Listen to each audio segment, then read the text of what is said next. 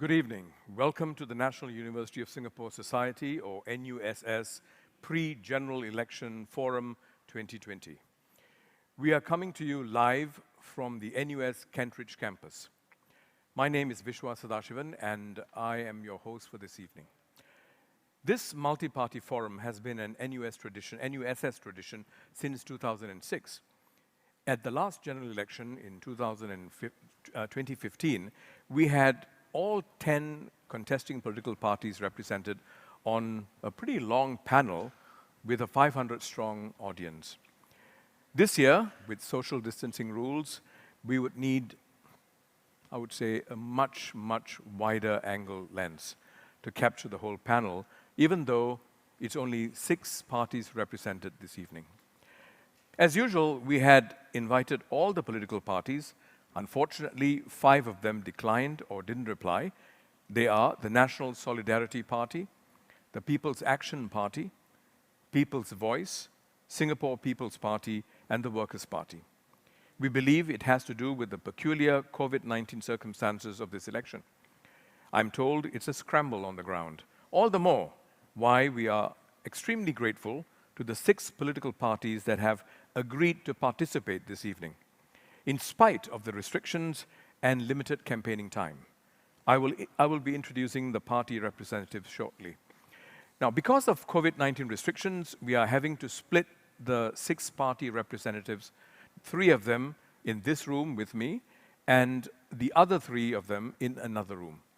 We feel that a face-to-face debate like this and a discussion would have a lot more impact than an online platform through online platform like Zoom.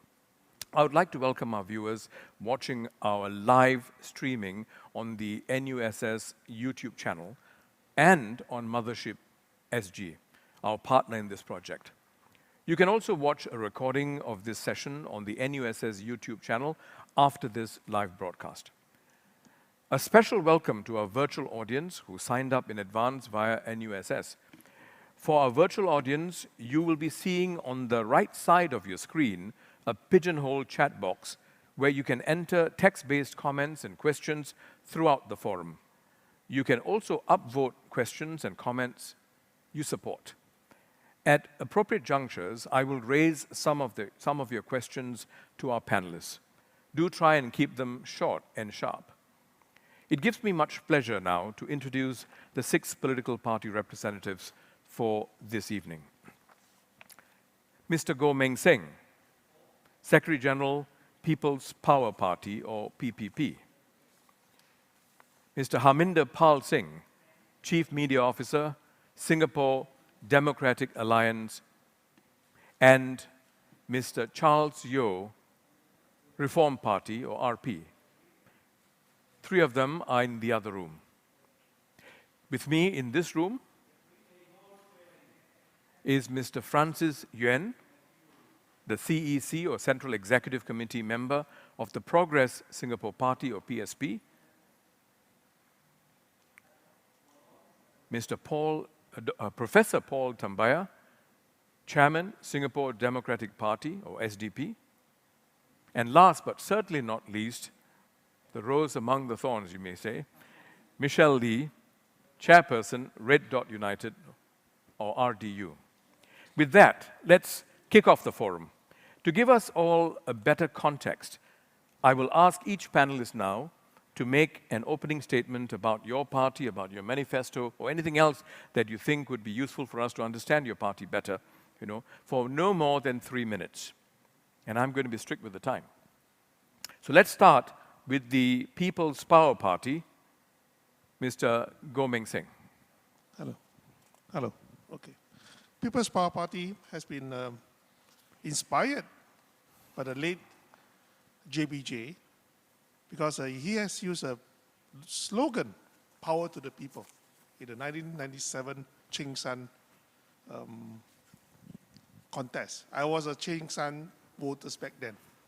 So we believe that our system, political system, actually lacks checks and balances. It's not just about how many opposition parties, MPs we have in the system, but the institutional checks and balances, separation of powers. For example, there are 5 powers in our beliefs. One of the 3 is a common one: legislative, judiciary, as well as executive. The 4th is actually the impeachment power, which normally we talk about the press as one power of itself, as well as a CPIB, the corruption practice investigation, the AG, Auditor General, as with an impeachment power. The last one actually is a very important one, which is a selection power. It includes election of presidents, as well as legislative council members like MPs, and the civil servants. PAP have actually dominates most of the powers. That's number one. Especially the PSC, through the Public Service Council. It selected all the talents that it wants. And that's why you have seen all the politicians in PAP are basically either scholars or the army generals. They have the selection mechanism that piggyback on the government itself. And there's no separation of powers down there. And it creates conflicts of interest. Right? Impeachment power is under CPIB, which is directly under PMO, which is actually not good. It is supposed to be under, in our view, the elected presidency, which doesn't run the country on a daily basis, but oversees the system to be free of corruption. This is, and the ELD, of course, election department, which are supposed to be maintaining a fair election for the political players. So this is basically our party beliefs, right? Manifesto as well. While for different policies, there are always a trade-off. Every policy cannot satisfy everyone. But the problem is, PAP always sell you the best without telling you the flaws. That is why I believe that the parliamentary system have to be a strong parliament with diversity of views from different parties, which will give a very robust and vigorous discourse on different policies. And with that, we will minimize the conflict or the bad things happening to different people. We minimize that type of conflicts and contradiction within the society for whichever policy is coming, be it the labor policies, CPF policies, and so on and so forth. Right? So our manifesto for this election is actually strong parliament, which we believe is what makes us weak. Weak in the sense that we have weak leadership and nobody is going to point to them what they have done wrong. Just the COVID-19 management crisis. They thought they have all the answers, but they don't. And they don't listen to other people. Like the masking. If a single mistake makes by such leaders with an enormous power or centralized, the damage to the society will be very great. We spent 2 months in the CB. We are spending 100 billions just to mitigate the economic downfall. That is the problem that we are facing. You'll have to wrap up now. Right? So, in all, on a national level, we are actually going through that processes. We are start to seeing the ills of a highly centralized power within a small group of elites. And this is what we are fighting for, a diversity in the parliament. All right, thank you. The next, we have Harminder Pal Singh from the Singapore Democratic Alliance. Thank you, sir. Thank you, everyone, especially NUSS and all of you wonderful people who are listening in.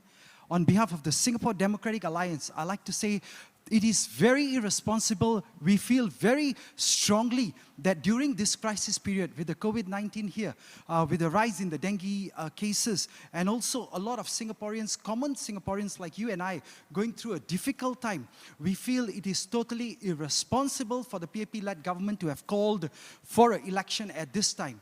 But what is done, and it was done because they have been unilaterally making decisions and been given a free check to make a decision, a blank check, if I can use the word. And that's one of the main reasons, picking up from Mr. Goh's sharing, that we need to see a more variety of colors in Parliament. We need to have the alternative parties, the opposition parties coming in, because they have had a blank check for a too long a period. And the Singapore Democratic Alliance, walking in Pasir Ris Punggol for the last 13 years, where we are contesting again this time for the third time, we feel the pain of the bad policies of the outgoing government, and we need to be elected to be a voice in Parliament. As I also said, I remember 5 years ago on this same panel with all of you here in NUSS, that 5 years ago I also shared with you that as much as there's a government, there's the opposition parties. The most important link is all of you, my dear fellow Singaporeans, all of you, especially in Pasir Ris Punggol GRC. If you give the SDA a vote, we will be there standing up for you, speaking up for you, representing you, and making sure the checks and balance that my colleague Mr. Goh mentioned are there for you to question. And I'll tell you something, if this doesn't happen, as I shared even 5 years ago, Mr. Viswa would remember, we had this conversation that no, every 5 years we come back here, we speak about the need for these checks and balances. But unless you become brave, like the people during the times of Mr. Lee Kuan Yew, the Singaporeans who voted in the opposition leader of that time, Mr. Lee Kuan Yew, and we give him the due credit to him and to all the leaders of that time, they brought up Singapore from third world to first world. And people say, if the opposition comes into power, markets will crash. People say economy will go down. People say lives will become worse if we vote the opposition. But think about it. Touch your heart, ask yourself, even without the opposition being a majority there, isn't your life already so painful during this time? Think about all the difficulties, think about the higher taxes, think about the extremely expensive housing, because of which our young people can't even afford to get married. And then we complain about declining fertility rate. We are complaining that we are not even replacing our own population, and we need a lot more foreign talents. And talking about foreign talents, you get us in. We will push for the tightening of all these controls so that you and I, fellow Singaporeans, get the first priority in jobs. I don't have time for details into this before Mr. Viswa tells me it's also time up, but I will tell you this much. Visit our YouTube, go to our Facebook pages, read the manifesto, listen to our daily online rallies, because the other rallies are not being allowed. And on the national TV, we don't have that much of time, neither in the media. So we are having everyday live rallies online. You need to support us so that we can be there for you. And I promise you one thing, very important, the rich are getting richer, the poor and the middle class like you and I are suffering. We need a change. This is the time for a change. How much worse can we get? We are already towards the bottom. I'll share more with you, especially the action steps on the pain points Singaporeans are facing today. But my dear friends, support us. We need your support. We cannot do this without your support. Otherwise, year after year, every 5 years, we will appeal to you. We'll walk the ground and people say, why are you risking your lives? Why are you going out there during a COVID-19 period? And the reason I'll end off with this is because we feel the pain that you and I, common Singaporeans, are going through. I appeal you to please, in this election, give us the alternative parties your vote, especially Pasir Ris Punggol GRC residents. Thank you. Thank you, Harminder. That was quite a campaign speech. Next we have Charles Yeo representing the Reform Party. The first thing I would like to say is that the Reform Party is coming from the point of view that the election was called irresponsibly and in a wrong manner, because it really shows that the PAP is willing to play with the lives of Singaporeans, all right? The other thing, the second point I'm going to really begin with is to say that the pandemic is really expose the moral illegitimacy of the PAP value system, which fundamentally, since even the time of Lee Kuan Yew, is based on a very rigid and hierarchical tiered ordering of society. It could be, broadly speaking, it could be classified as follows. At the apex of the value system, of course, I'm going into further detail, but my Secretary General has actually, Kenneth, who was the son of JBJ, the first opposition member of parliament to elected in Anson in 1981. He has written about this extensively in his blog, but allow me now to share, all right? At the top of the society, number one, is really the PM and his wife and also the senior peppies, okay? The second tier would really be persons. I will try to weave in material that has been stated by the two persons that spoke before me. At the second level, at the second tier of the society would really be persons who benefited through chronistic and nepotistic connections, such as the dorm owners in the context of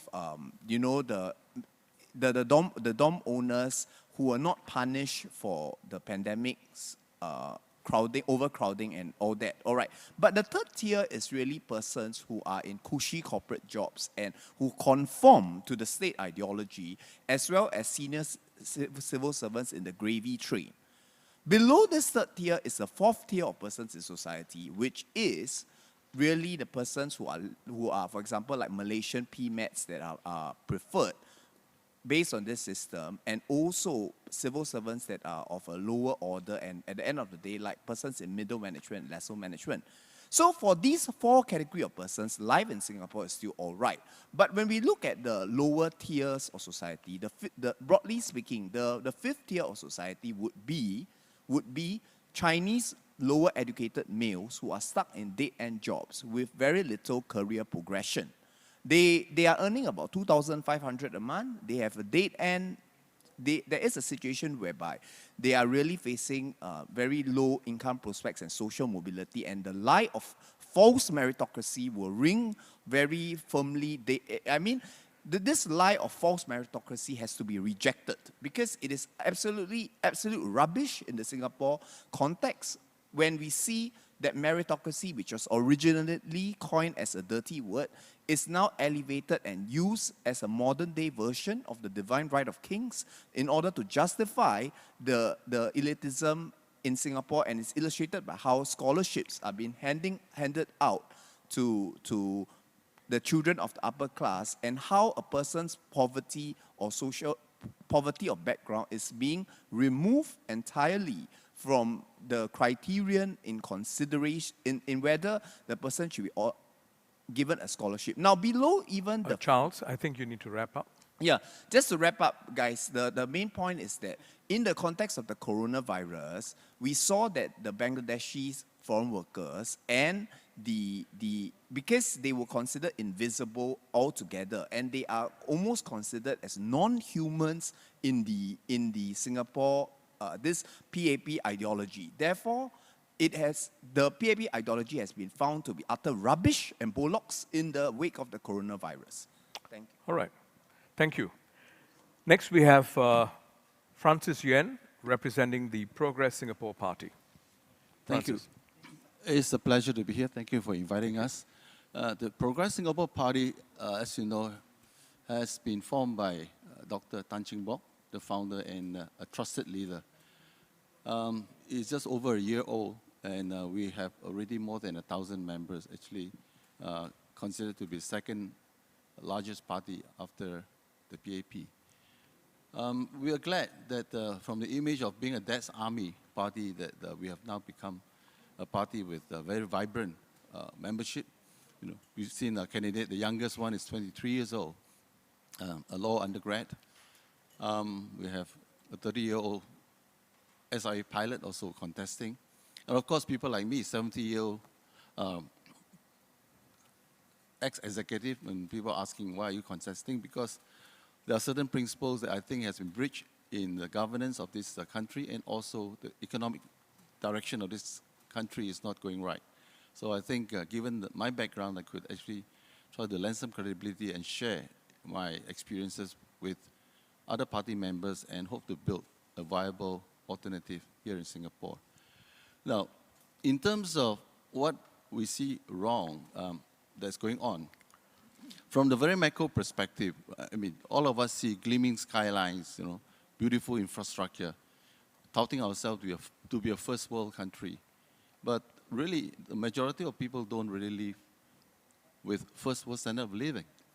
Something must be very wrong.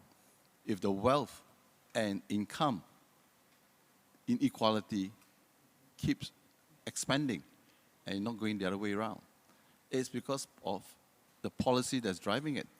If you drive the economy, drive GDP, and not care too much about the other aspect of it, creating a better standard of living for the people, then there are policy issues that need to be sorted out. And now the COVID crisis has also shown how our economic structure has been very weak. We have been far too long reliant on very, very vulnerable industries, tourism, aviation, financial hub, and also boosting the GDP by a lot of construction and property play. This is not going to be sustainable under the new normal. Tourism will not come back so soon, and there are a lot of issues that we have to tackle, which leads us to the point of, do we have talent and answers only within one party? Or do we see today, as you could see in many opposition parties that are around, that we have good talent that could be marshaled in terms of brain power, in terms of experiences, to come to bear, to help to be constructively collaborating in Parliament to tackle issues like that. And it's only good for the country that you have free contest of ideas.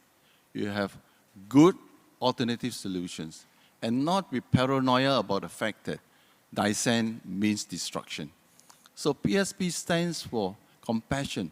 We have to grow, but at the same time, when we prosper, people must prosper together. It's not only the benefit of an elite class or an exclusive class. And then you also have the bread and butter issue, jobs. We believe in more and better jobs for Singaporean first.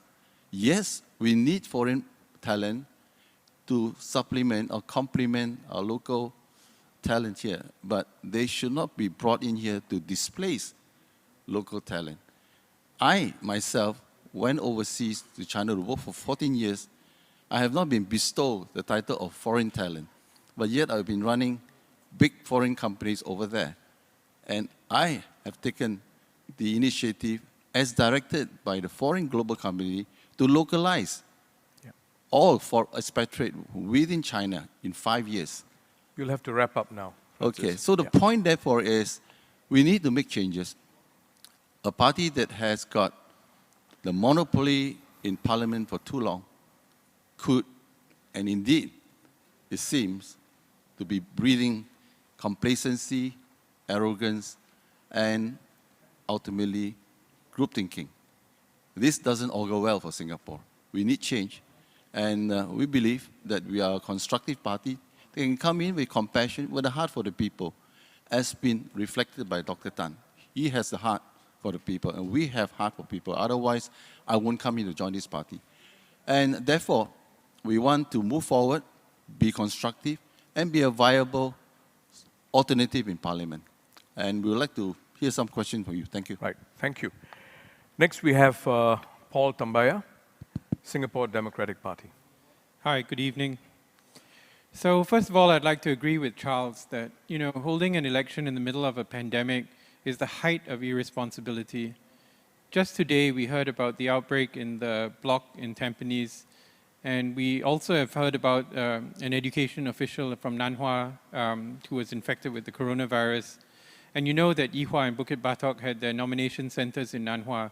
So we're going to have to be extraordinarily vigilant to ensure the safety of our candidates and their supporters. But the SDP has to deal with the cards that we're dealt with. And we have come up with a comprehensive approach to policy. We launched our campaign actually the beginning of last year. And in April of this year, we crystallized our policies into the 4 yeses and 1 no. And these 4 yeses, which hopefully you should know by now, Yes to suspending GST until 2021. Yes to retrenchment insurance. Yes to retirement income for $500 a month for poor elderly citizens. Yes to putting people first. And no to a 10 million population. And the last one has really captured the imagination of the PAP. And they seem to be very troubled by it. And I'd like to highlight a response from Mr. Zakir Hussain, the news editor of the Straits Times, where he comments on this 10 million population. And he refers to a Facebook post by Dr. Chi where he says he highlighted 2 paragraphs.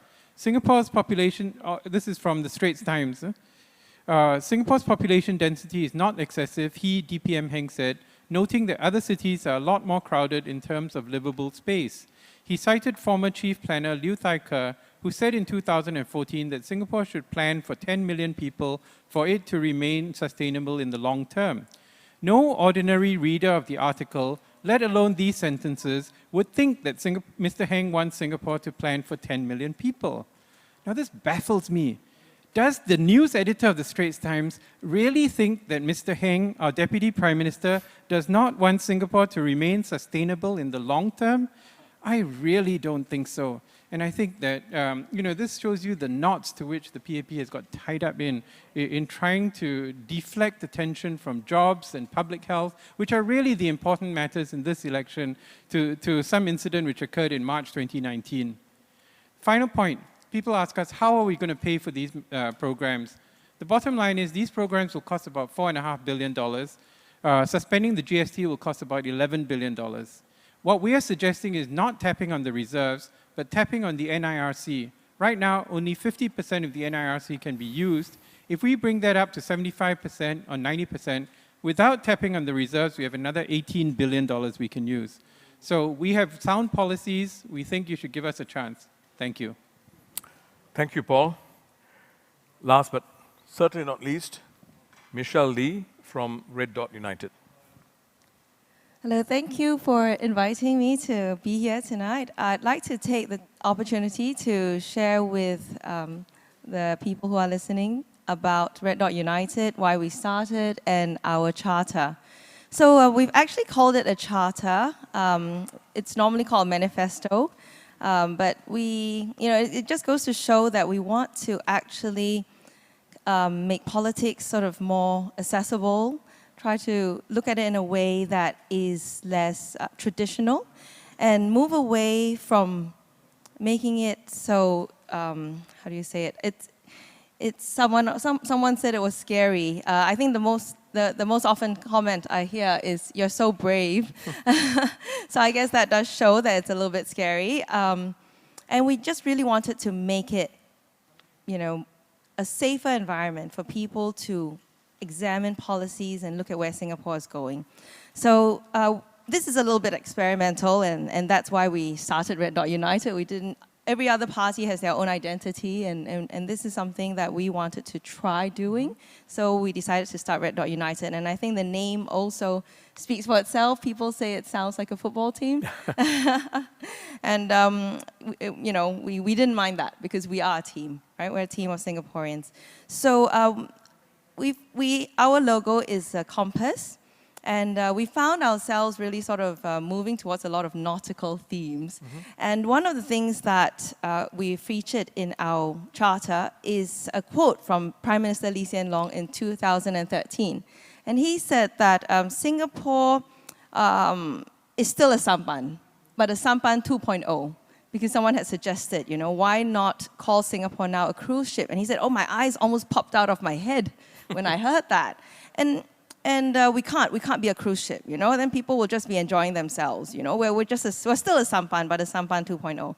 And so I think that's really telling, that he doesn't see Singaporeans as here to enjoy their lives. He sees us as here to paddle very hard to stay afloat on this troubled seas that we're going to be facing, and we already are facing, actually. So what we've said is the world is actually now looking at zero carbon ocean liners, and we're still a sampan. I think that's not really sustainable at all. We need to go further. We need to be stronger. We need to serve many purposes. We need to withstand the rough seas, and we need many hands on deck to keep this going. So we've broken our charter down into 3 directions that we'd really like to go in, we'd like to see Singapore go in. And the first one is we'd like to see the government really improving the lives of Singaporeans and by reducing the anxiety and the stress that Singaporeans are under. So that's something that we see is we would really like to see happen. Second thing we'd like to see is more options given to Singaporeans. You know, we need to feel empowered to make our own decisions. And there are many times when options are actually removed from us. So CPF is one example, but there are many. And the third thing is we really want to see our citizens ready for the future. Now, the government talks about this future-proof, future-ready all the time. But how can we be ready for the future when our children, our people, are literally being tested and tested, examined and examined. And they're examined on things that are in the books that you can find easily on an internet search. So, you know, when AI comes along, when technology comes along, I mean, what will happen to our children? You know, what should they be learning instead to make them future-proof? Critical thinking, independent analysis, balanced perspective, you know, life skills, the ability to speak their mind strongly on a point of view, feel passionately about a cause. These are things that we want to see in our children that will actually really make them future-proof. You'll have to wrap up now. Sure. And so I'll just end with saying that our slogan for this election and even going forward is we would like to see Singaporeans be captains of their own lives. So to be independent-minded and self-reliant, to move away from the learned helplessness that has been compelled upon us. And in all this, we are guided by being a people-centered political party, holding very strongly to values and to principles. And I think that keeping people at the center, we can't go wrong. Thank you. Thank you, Michelle. Okay, we've just heard from all 6 of the panelists.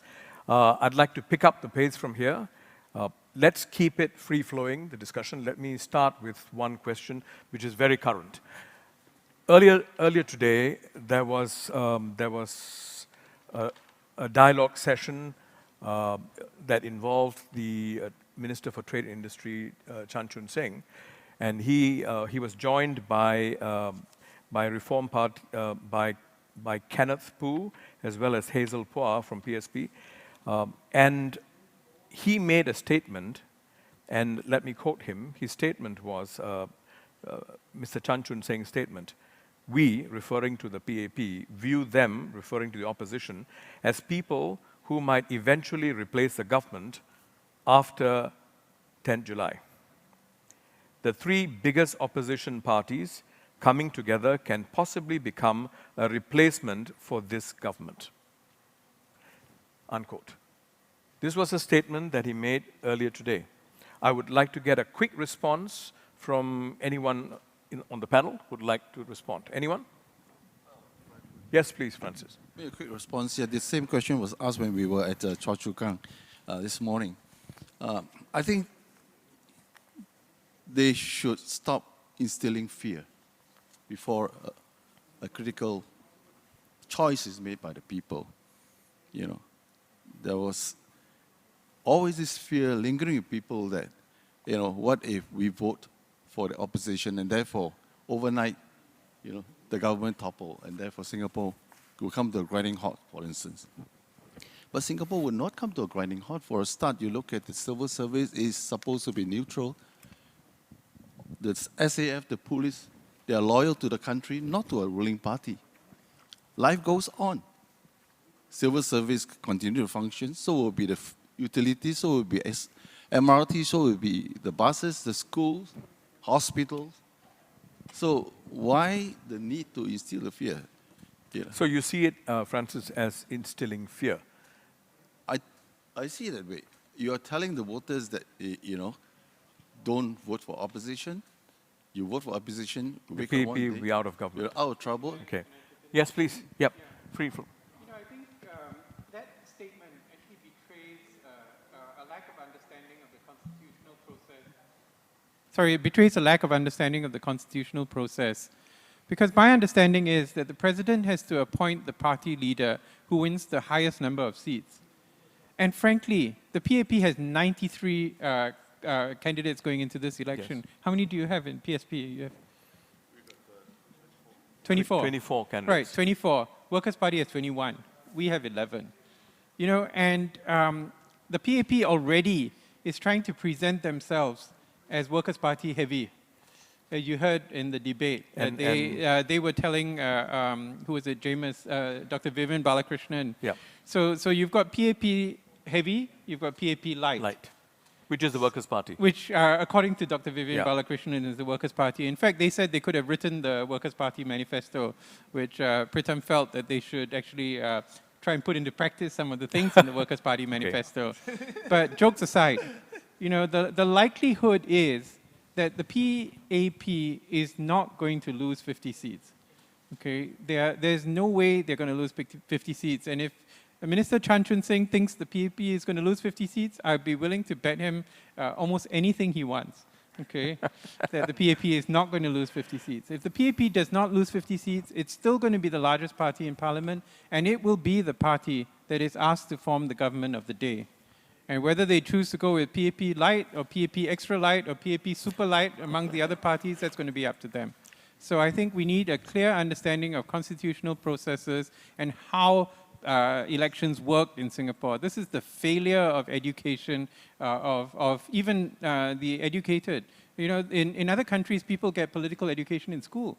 You know, they in the universities, you've got the young Democrats, you would have the young PSP. I was actually on that point, Paul. I was actually quite surprised. I don't know how accurate this piece of information is, that apparently Hwa Chong Institution actually gave an advisory that the students are not even supposed to make a comment, even on WhatsApp, not even a posting. I mean, that's, I'm quite surprised by that. That's not even required by law. But it goes back to your point that there doesn't seem to be any form of encouragement of political education. Anyone from the other room?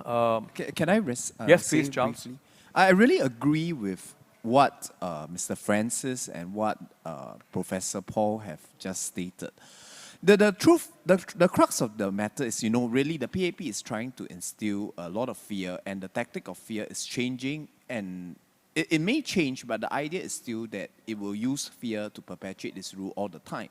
And I think, you know, as the youngest member of the panel, the first thought that went through my mind when I heard this, when I heard what Mr. Francis said just now, is that, you know, really the tactic of fear in the past, the tactic of fear in terms of intimidation, in terms of like getting the, you know, charging and suing critics and all that, has now changed perhaps in a more nuanced fashion, but it is now a tactic of fear, like telling people that, oh, the government that is so-called efficient and has been providing you with a good life could one day be displaced by a motley crew of by a group of these three parties. But the truth of the matter is that the three parties, any reasoned observer, political observer, will know that the three parties do not, broadly speaking, a coalition government of these three parties is as likely as the statement that cotton comes from sheep, you know.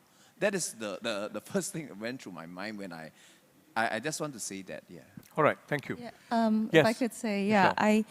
I think that, yeah, I mean, I find Minister Chan Chun Sing's sentences and what he has to say all very interesting, even in the past, as what Charles mentioned.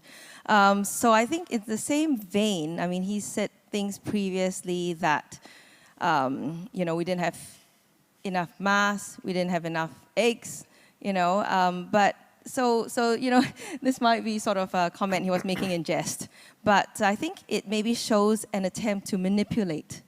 So I don't know about fear. I hope Singaporeans won't be led into fear by something like that. I mean, they tried it in 2015, and it's a little bit, yeah, I mean, it's sort of like maybe they're trying it the second time. But please, we can see for ourselves. We know that it's a COVID election. We know that we're facing tough times. There's usually a flight to safety and security in those times. So it's actually a very tough election for the opposition. Very, very tough indeed. You know, they've handed out a lot of help to the people. There is this tendency to feel grateful although we've tried to point out that that money comes from reserves, which were contributed by our people over many, many years and built up over many, many years of scrimping and saving and you know, living, Right. living carefully. So I hope that, you know, we move away from these tactics of manipulation and just allow Singaporeans to make up their own minds.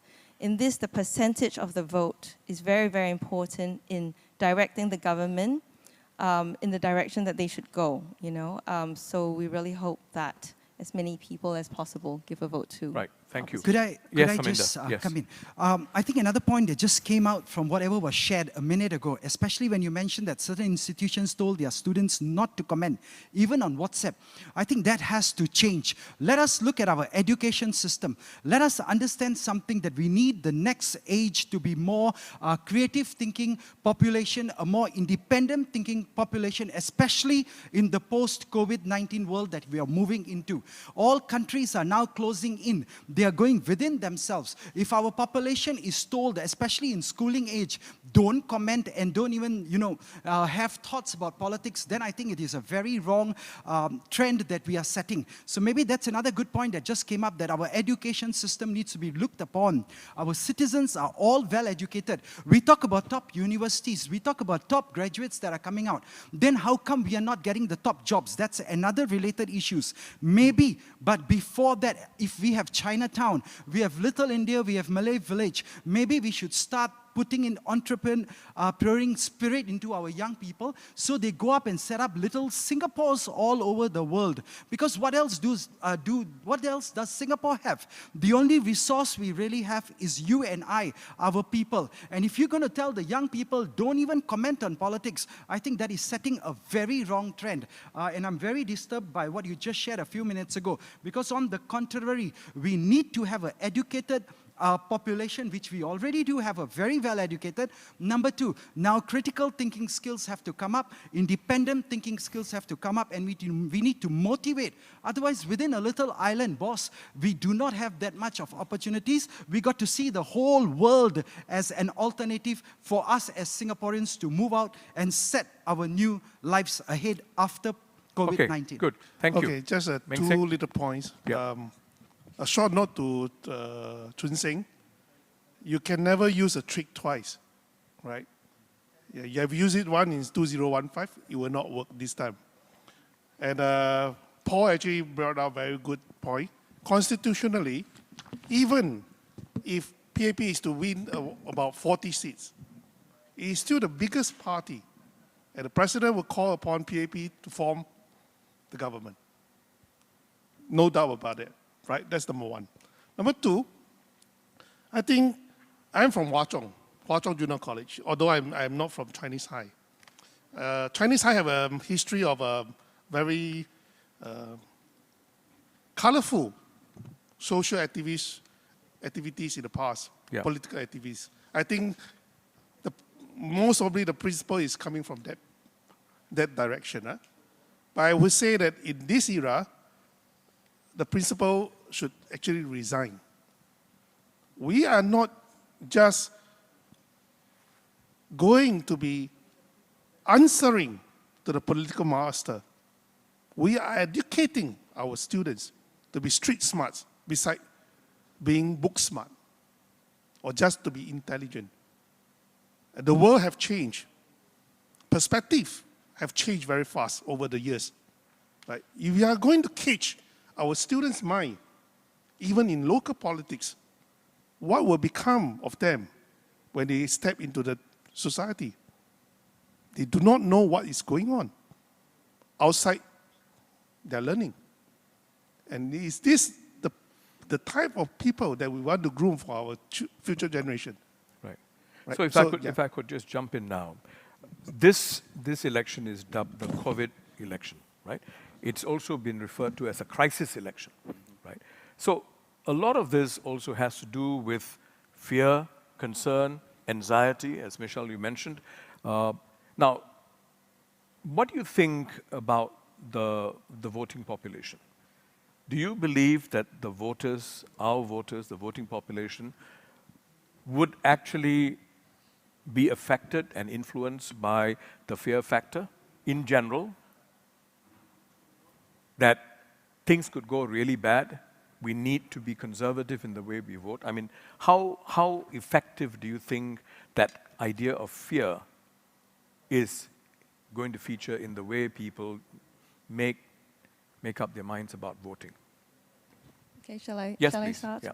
Well, I think that... Let's try and keep the comments short so that we can have... I think that the fear is there. I mean, certainly I experienced it when, well, not for myself, but when we were trying to get a census to allow us to even just be here in the elections. I had a good friend who said, I'll support you. You know, no problem. I don't know much about politics, but I'm going to support you. And then she went away, thought about it, and she said, I didn't know it was this scary. Why was it scary?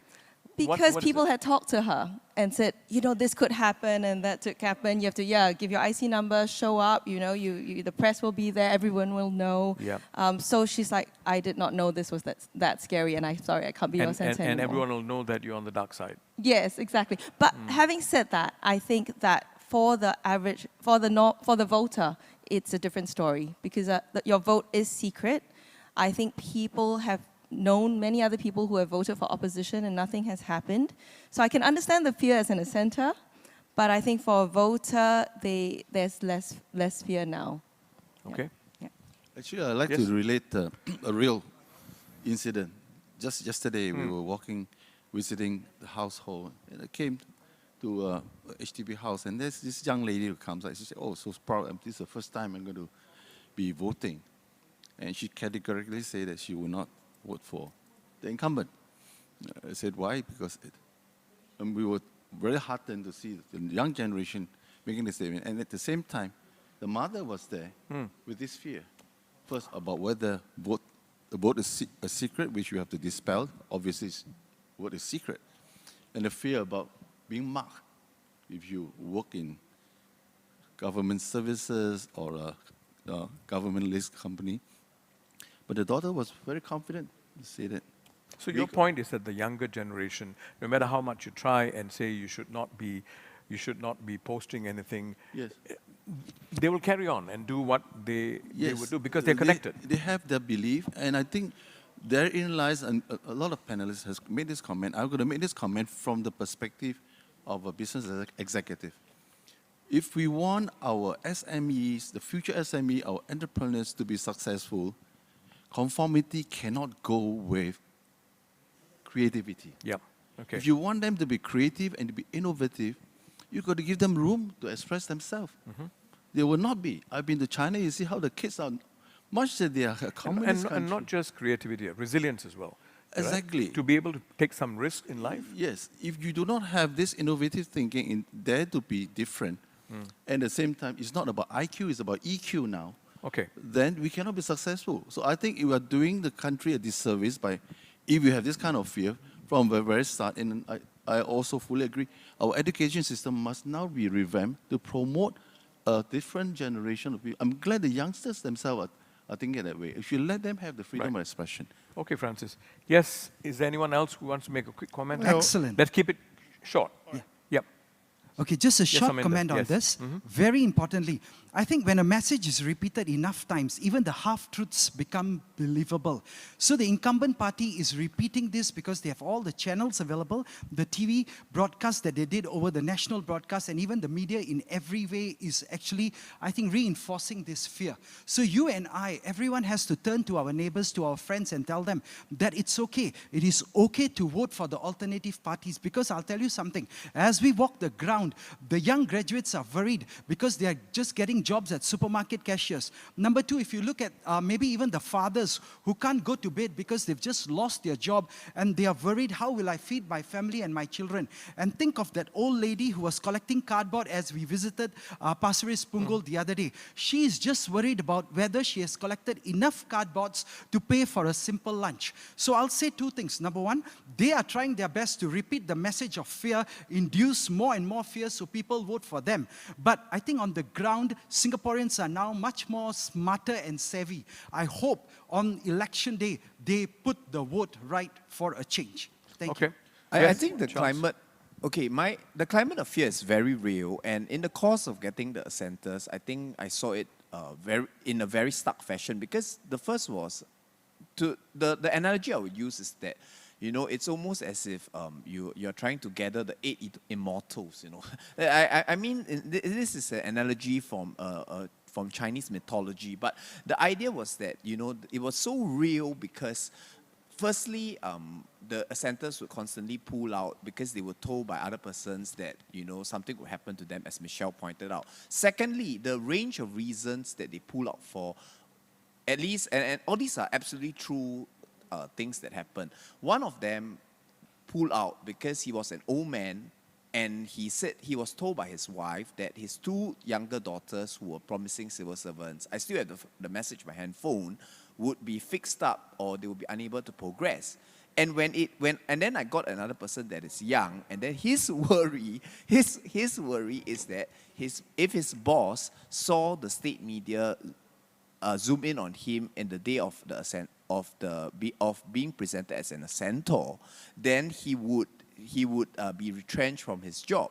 And there was actually further categories of persons who, due to a lack of political education, as all of you have pointed out, you know, they do not even know what is the function of an assenter.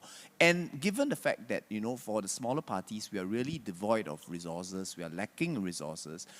For example, we have to explain to them even the role of an assenter and to dispel the fear becomes a Herculean task, because we simply... Okay, I think we get the point, Charles, and I think this point has been made, but I'd like to ask you a question related to this. Earlier on in your opening statement, you made certain sharp comments. You used terms like cronyism, nepotism, and so on, right? Yeah. And you're suggesting that in this government, the government's style is that they put their own people in places. Now, I'm not sure whether that is altogether accurate. I mean, there would be some kind of the occasional nepotism, perhaps, but I'm not sure whether that's an accurate characterization of this government. Would you care I would to like elaborate? to elaborate, and first and foremost, I stand by this statement, and I want to say that cronyism and nepotism can be defined in a wide sense. It does not mean that the person that you put in is totally inept for the job, but it does mean that he would be able that he has taken the spot over a candidate that is better. So let's give a very concrete example. To illustrate this. There was a certain day where I was walking down the road to Bukit Timah Plaza, where my friend discussed about this topic with me and cited a person from my very same batch in the IB version of ACS. You know, this is called ACS Independent IB, and pointed out that he had gotten a scholarship. He had gotten a scholarship because his father is a very high up doctor. And then immediately, that person is definitely a bright person. But the question to ask is not whether or not he fulfills the criteria of the scholarship, but whether in that context, of course, we are not disputing that the person is probably qualified enough to be a doctor. And has the merit. Yes. Has the merit. But what we are saying is that cronyism and nepotism should be viewed broadly, because in the context of a small nation like Singapore, we have to safeguard human capital. We cannot adopt a narrow definition of cronyism or nepotism, which would be, for example, like passing money straight up to your own brother and sister. And in fact, that's where, Mr. Viswa, with due respect, I'm going to disagree with you, and I'm going to say that have been very real, that the mere appointment of husbands and wives in political positions and all that is really prima facie evidence of nepotism. We have to adopt, so that's the first point I'm going to make, that I already disagree that I already feel that there is very strong evidence of cronyism and nepotism in Singapore. Secondly, I'm going to say that I'm for the adoption of a broad definition of cronyism and nepotism, which has to be broad because in the context of a small nation like Singapore, that is the only way to safeguard human capital and to ensure that the PAP's emphasis on the narrative of meritocracy does not ring hollow. Because if you are going to come up with this narrative of meritocracy but hand out the scholarships to children of the upper class, or to hand out or to adopt a lax version. I think we need to be clear here. Yeah. There's a difference between broadening the definition of success and merit versus and conflating that with nepotism. Nepotism is a very, very strong word. And honestly speaking, my own experience, my own observation has not been that in this society there is so much of nepotism and so much of cronyism. I don't think there is. But if you ask me, should there be a broadening of the definition of merit, broadening of the definition of success? Yes. But in any society, you will find that people in the upper echelons of society, in the upper strata, will have more opportunities generally because of the nature of things, right? However, we need to ask ourselves, if you are in the lower strata of socio-economic aspects of society, are you prevented? Does the system prevent you from getting a scholarship? Yeah.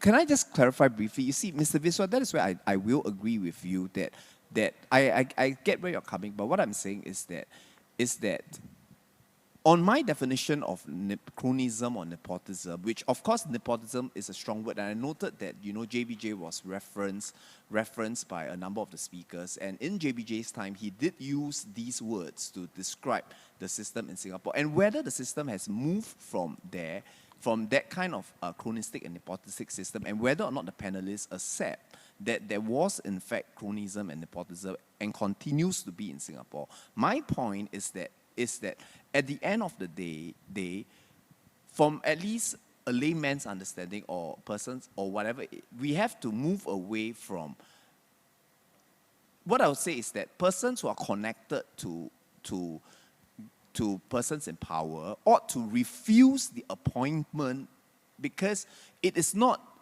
whether or not there is actual nepotism, but the mere appearance of nepotism ought to preclude the person from taking up the appointment. It is it is as simple. That is the main problem in Singapore. You're referring to the optics as well. Yes, you're referring to the optics of it, as well. Especially if you're talking about governance. Correct. Then you need to. Okay, point noted. Correct. Let's move on. Let's move on from here.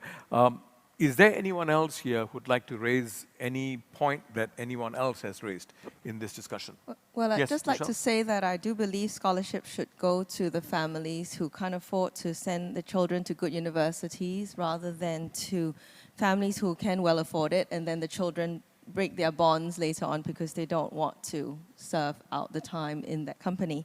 And I also would have to say that I agree that the appearance is very important, because as the PAP, you are already the ruling party. You are all white. Your symbol is lightning, because that's to symbolize your stand against corruption. And so you have to really appear very, very clean and credible and accountable to the people of Singapore. Well, for me, whether it's a cronyism or nepotism, it doesn't matter. But the key point is, you do not have conflicted interests, especially in the governance. Right? You cannot have a minister with a wife in the AG, because the AG is supposed to check on the ministries. Auditor General, you mean the Auditor General? Yes, right? Auditor General. Right? So this comes back to our party's position about separation of powers. In the 70s, right, PAP ministers do not have their spouse in the civil service. Mr. LKY, Mrs. LKY is a very smart lady, but she is not in the civil service. Right? She is not involved anything to do with the government. And that is actually the right way to keep an arm's length from a conflicted interest. But now we have a lot of ministers, even the prime ministers have their spouse, their families involved in the government or government-linked institution. So that is actually very bad when you have you doesn't seem to mind about separation of powers. which is the basics of the checks and balance in a democracy. That is our contention. No? Yeah. I'd like to now go to a question from one of the member of the audience, right? And this is a question. There are a lot of attacks from the opposition, that's the panel here, on how the government handles the COVID. But it is easy to comment based on hindsight. Has the government not done anything right? Yeah, of course. They do not have foresight. It's not about hindsight. Right from the start, you do not have the political acumen to understand China. You do not just look at the figures. You must look at what they are doing.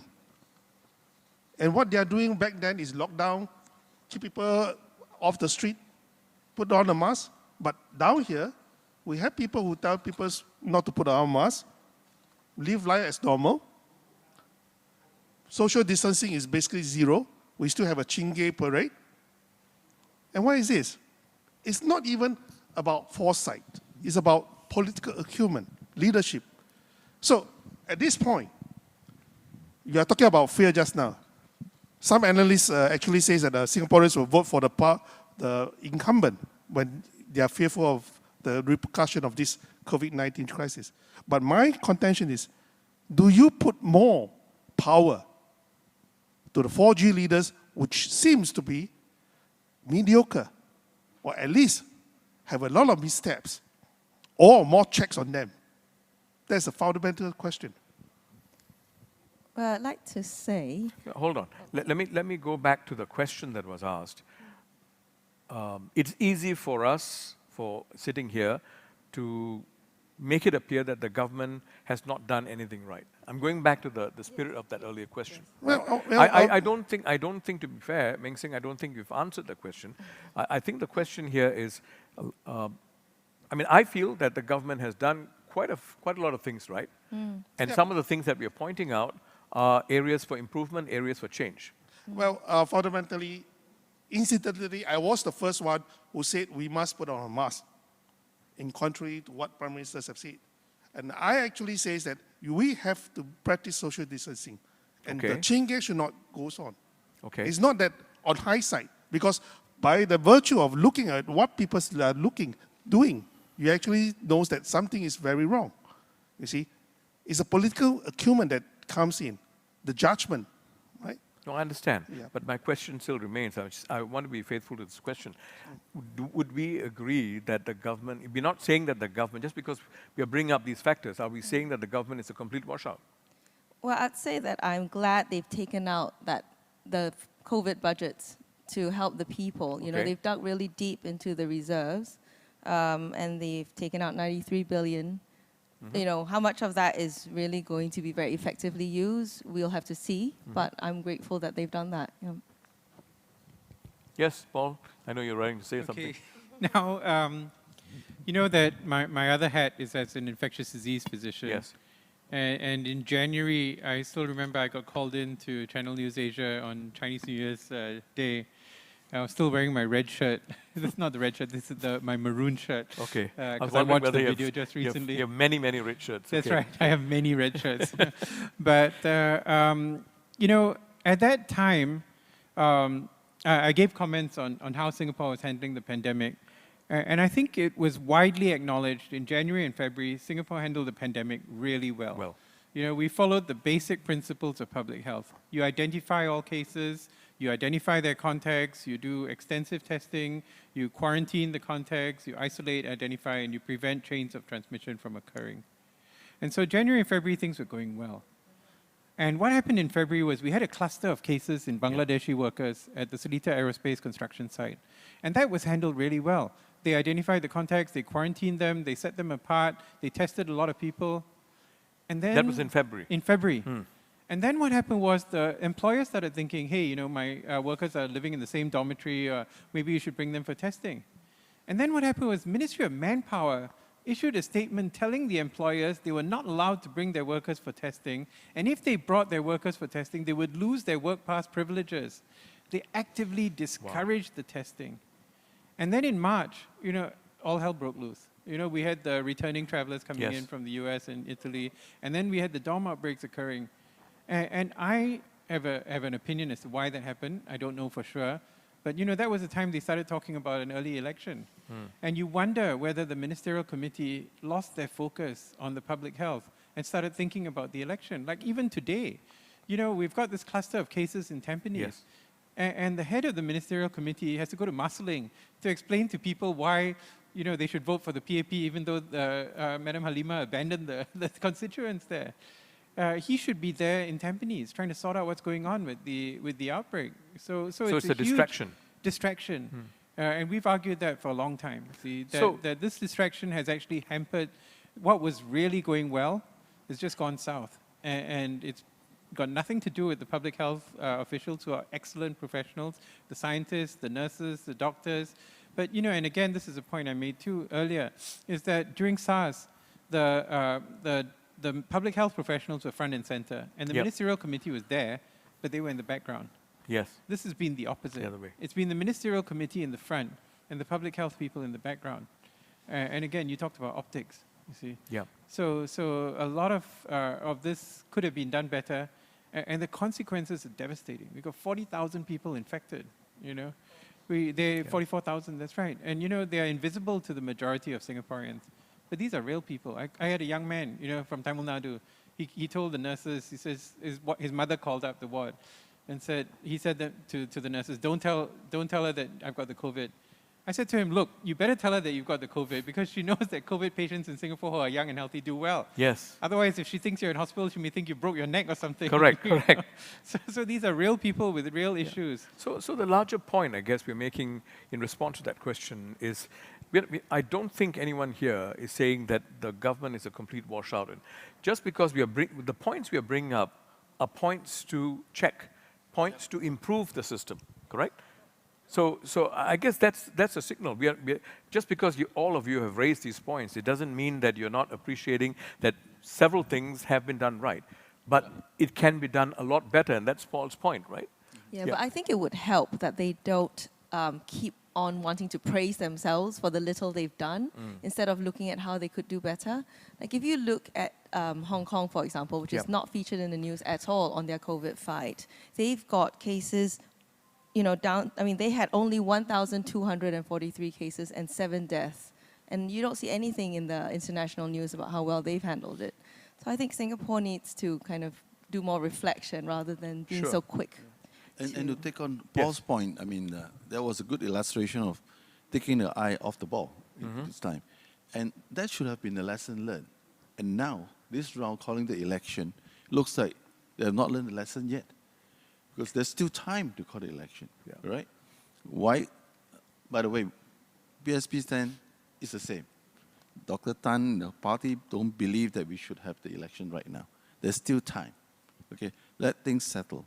But more important is we tend to talk as if the migrant workers group is separate from the community.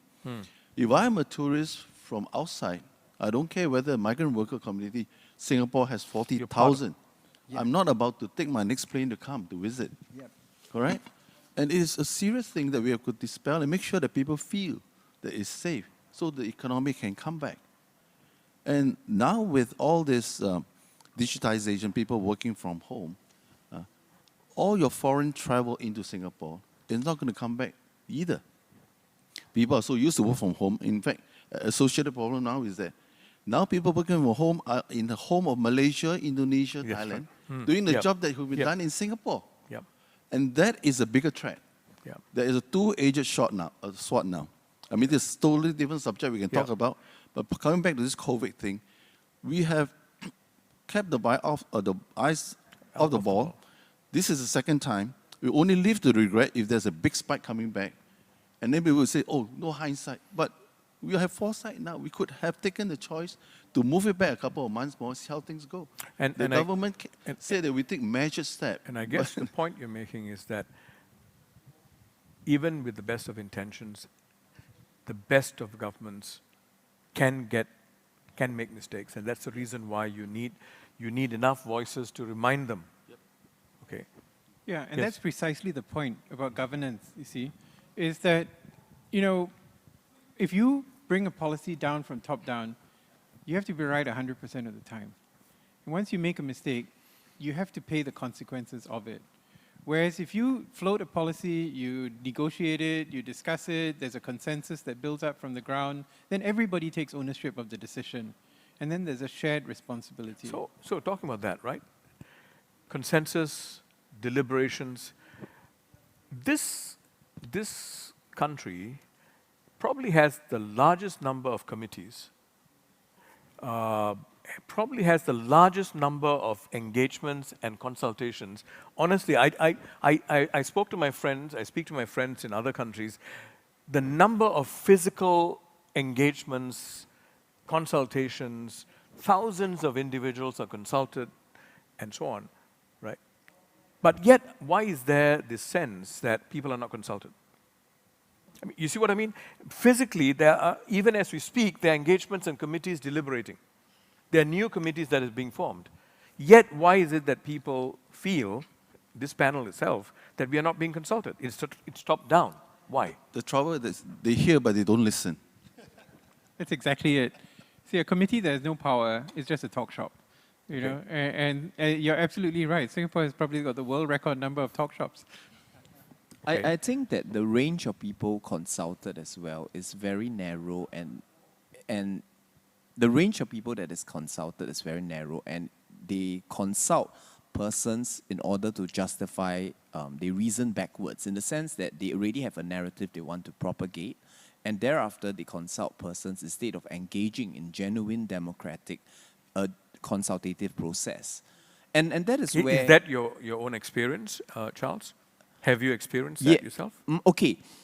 I think going back to the point, Mr. Viswa, you raised, first of all, because to me, it comes from the PAP's adamant position that they hold a monopoly, they have a monopoly on the value of ideas, in the sense that, let's say we talk about the mask issue. Ming Sing and we did call for the wearing of mask even in late February and January, and we have the post, to show that the idea is that, of course, we don't have to go into substantive debate on whether or not you agree that masks have protective value or whatever is a position. The point is, I think the point we need to note is that the PAP is constantly coming from the vantage point that they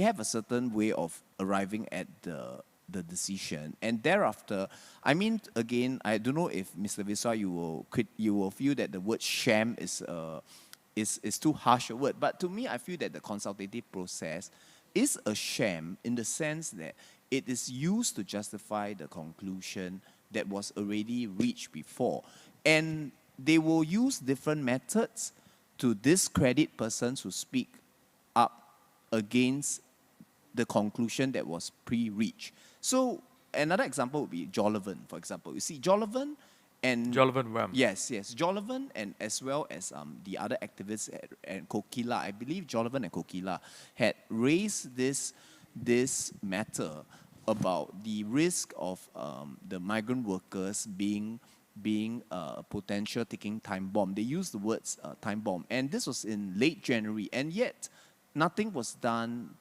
at that time. So due to that, we had to spend 2 months in the circuit breaker. And, I really feel that, of course, I may be very skeptical, but I feel that, for example, their refusal to report on state media that Professor Paul has really recently obtained a high level of accredit. He was appointed, internationally he was recognized. And yet, we are not seeing him being put in charge of this, because personally, I would love to see Professor Paul put in charge of this. I believe that, and I want to end off my comment by saying that the problem with the lack of consultative process in Singapore is twofold. Firstly, persons who are unrepresentative are consulted in the sense that they purposely, shall I say, skew the distribution of the persons being consulted. Secondly, persons who are qualified to be on the decision-making body or the panel are excluded if they have based on extraneous considerations. For example, your political affiliation. or whether right. or not you echo the group narrative, the group think narrative. So I get your point, right? There's a related question from the audience about the government whip. So basically what we're talking about now is being able to, each of us being able to speak our mind, have a different point of view, maybe a different political affiliation, right? But that should not matter if you are required to serve, right? So here's the question: should parliamentarians be allowed to debate without the need to lift the government whip? MPs should represent the people of Singapore once they are in parliament and the nation, and not any political party. I totally agree. Because we have MPs from the incumbent, because of the party whip, they felt that there's no need for them to voice anything. And that is why we are seeing empty chairs and empty tables in most of our parliamentary sitting. Right? If you have a party whip, that means I just vote according to what you say. Right? And in fact, a lot of MPs do not really understand a lot of policies because they are taking a sit back because they felt that their ministers knows all. How do you know this? Well, I have been asking my opponent for policy debates since I have ever entered into opposition politics. There's none. They cannot debate policies issues outside of parliament. And what does that actually tells you? And I think our elites, the ministers, thought that they have all the answers, basically because they have all the information and statistics. And they keep to themselves all these statistics, and it's not open to us. Right? And that is the basis of what they felt that what they think must be right. You know, there have been instances when the whip was lifted in Parliament. In fact, the whip had been lifted several times in parliamentary debates in the past decade or so. About 5 times, I think. Yeah. But what's interesting is, even when the whip is lifted, the majority of the PAP MPs voted in favor of the bill, supposed to be a fairly controversial bill. With the exception of Dr. Tan, Yeah. when he was an I mean, MP that- there. That's right. you know, but what I'm trying to say is, the whip is a technicality, right? Now, you can talk about abolishing the idea of a whip, which is actually a Westminster system, right? But my question is, regardless of whether the whip is lifted or not, the outcome appears to be the same. The process is different. Because without a whip, you have to convince even your own MPs that your policies are right and get a consensus from them, not only from the minister's decision. Because you are at risk Okay. of having overturned your policies, and that will be a constitutional crisis. Okay. And if you don't mind, can I just add one Yes, important Aminda. point there? This is something that's always going to happen if we do not have alternative parties. Because if you talk about fear, let's also be very simple about it. The MPs who are from the PAP party, they are also a little bit fearful of speaking up against their own party. Because Regardless of whether it's a whip. Yes, sir. Regardless of that, they will always speak up with the party lines anyway. So maybe it is a very important time in our history right now to say our population is so educated. All of us are equally educated, if not maybe sometimes more. And Dr. Paul is a good example, like my colleague brought up. He has been just selected as, if I'm not mistaken, the president-elect. Now, gentlemen, if infectious diseases around the world recognize him, why isn't his talent, his ideas, his expertise being used? And I speak for Desmond Lim, my party. Actually, let me ask, Paul, Yeah. what do you think is the reason? I don't want to go into it. I am actually on a research committee, and I think, you know... So you're not altogether excluded. No, I provide help of the Secretariat for some of the research work that goes on, and that's really interesting, and I enjoy it. But I'm not going to, you know, just stick my neck out or Sure. something like that. I'll help when I'm asked, if Okay. I'm asked. Okay. Yeah, but the difference would be if he's an elected member of parliament, he will speak up more often. And he will have the power to do it. I mean, this brings me to yesterday's question about NCMPs and the Prime Minister even saying that, don't worry about it. There will be ample NCMPs to be the active voice. But think about it, Singaporeans, we are more than just a voice. We appeal for you as MPs, as full MPs. And if Dr. Paul once in a while is asked to help. No, I don't think that's enough. Take Desmond Lim, for example, as I was going to share. You will be surprised to know, has been elected in Cambodia. Desmond Lim is your party chairman. He's my party chairman, yes. Yeah. And I'll tell you something, I just didn't want to get the nominations wrong. He's the vice president-elect for the Cambodian Development Fund for Women and Children, and also the honorary principal for Chiang Si, I hope I pronounced that right, primary schools and all those. So around the world, our alternative party leaders are being recognized for their talents. Why not at home? There's an Indian saying that says, the most expensive chicken dish sometimes also doesn't take the same value as a common household dal, or whichever way the other thing is. Maybe we fail to recognize our own people and the talents. And I will say this, whether there's a whip or no whip, unless you get alternative party leaders in, party candidates in, then alone there will be a good debate, a good representation, and a good balance of ideas. And today, especially among the 4G generation leaders, they have shown all Singaporeans, and many Singaporeans see that they were not handling the COVID-19 well enough, unlike the first G and second G PAP leaders. So maybe we have a very well-educated, and I notice all the debates, all the ideas that are coming up. So forget about the whip being lifted or not. Harminder, your point, the point that you're making, yes, and I'm seeing other panelists nodding, seems to make sense, right? From a logic point of view, it seems to make sense. It's a good government, but it can be a lot better. Of course. And any good government needs to be checked. Very needs nice. to be reminded. Yep. Needs to be presented with alternatives, Yes. right? Which is the reason why it's very difficult for a Olympic gold medalist to improve his time if he doesn't have worthy competitors. Very good. It's a fact, right? Yes. And that So- actually brings me to an Yeah. associated issue here, Yeah. where there was a loud clamoring of strong mandate. It's related to this. Asking for a You ask for a strong mandate when you already have this strong mandate for years, and to fight the crisis better, to be more proficient, effective, we will interpret the strong mandate meaning exactly the same thing. Yeah. That you just don't want dissecting view. No, but The my assumption question is that they assume alternative voices are But destructive. you see, Francis, They get my disturbed. question is, it makes logical sense, what you're saying, right? This same argument was presented quite vehemently, quite vociferously in the 2015 election. It's not the first time. The same argument was presented, right? And people were assuming that because it makes sense, the voters, the electorate is going to vote accordingly.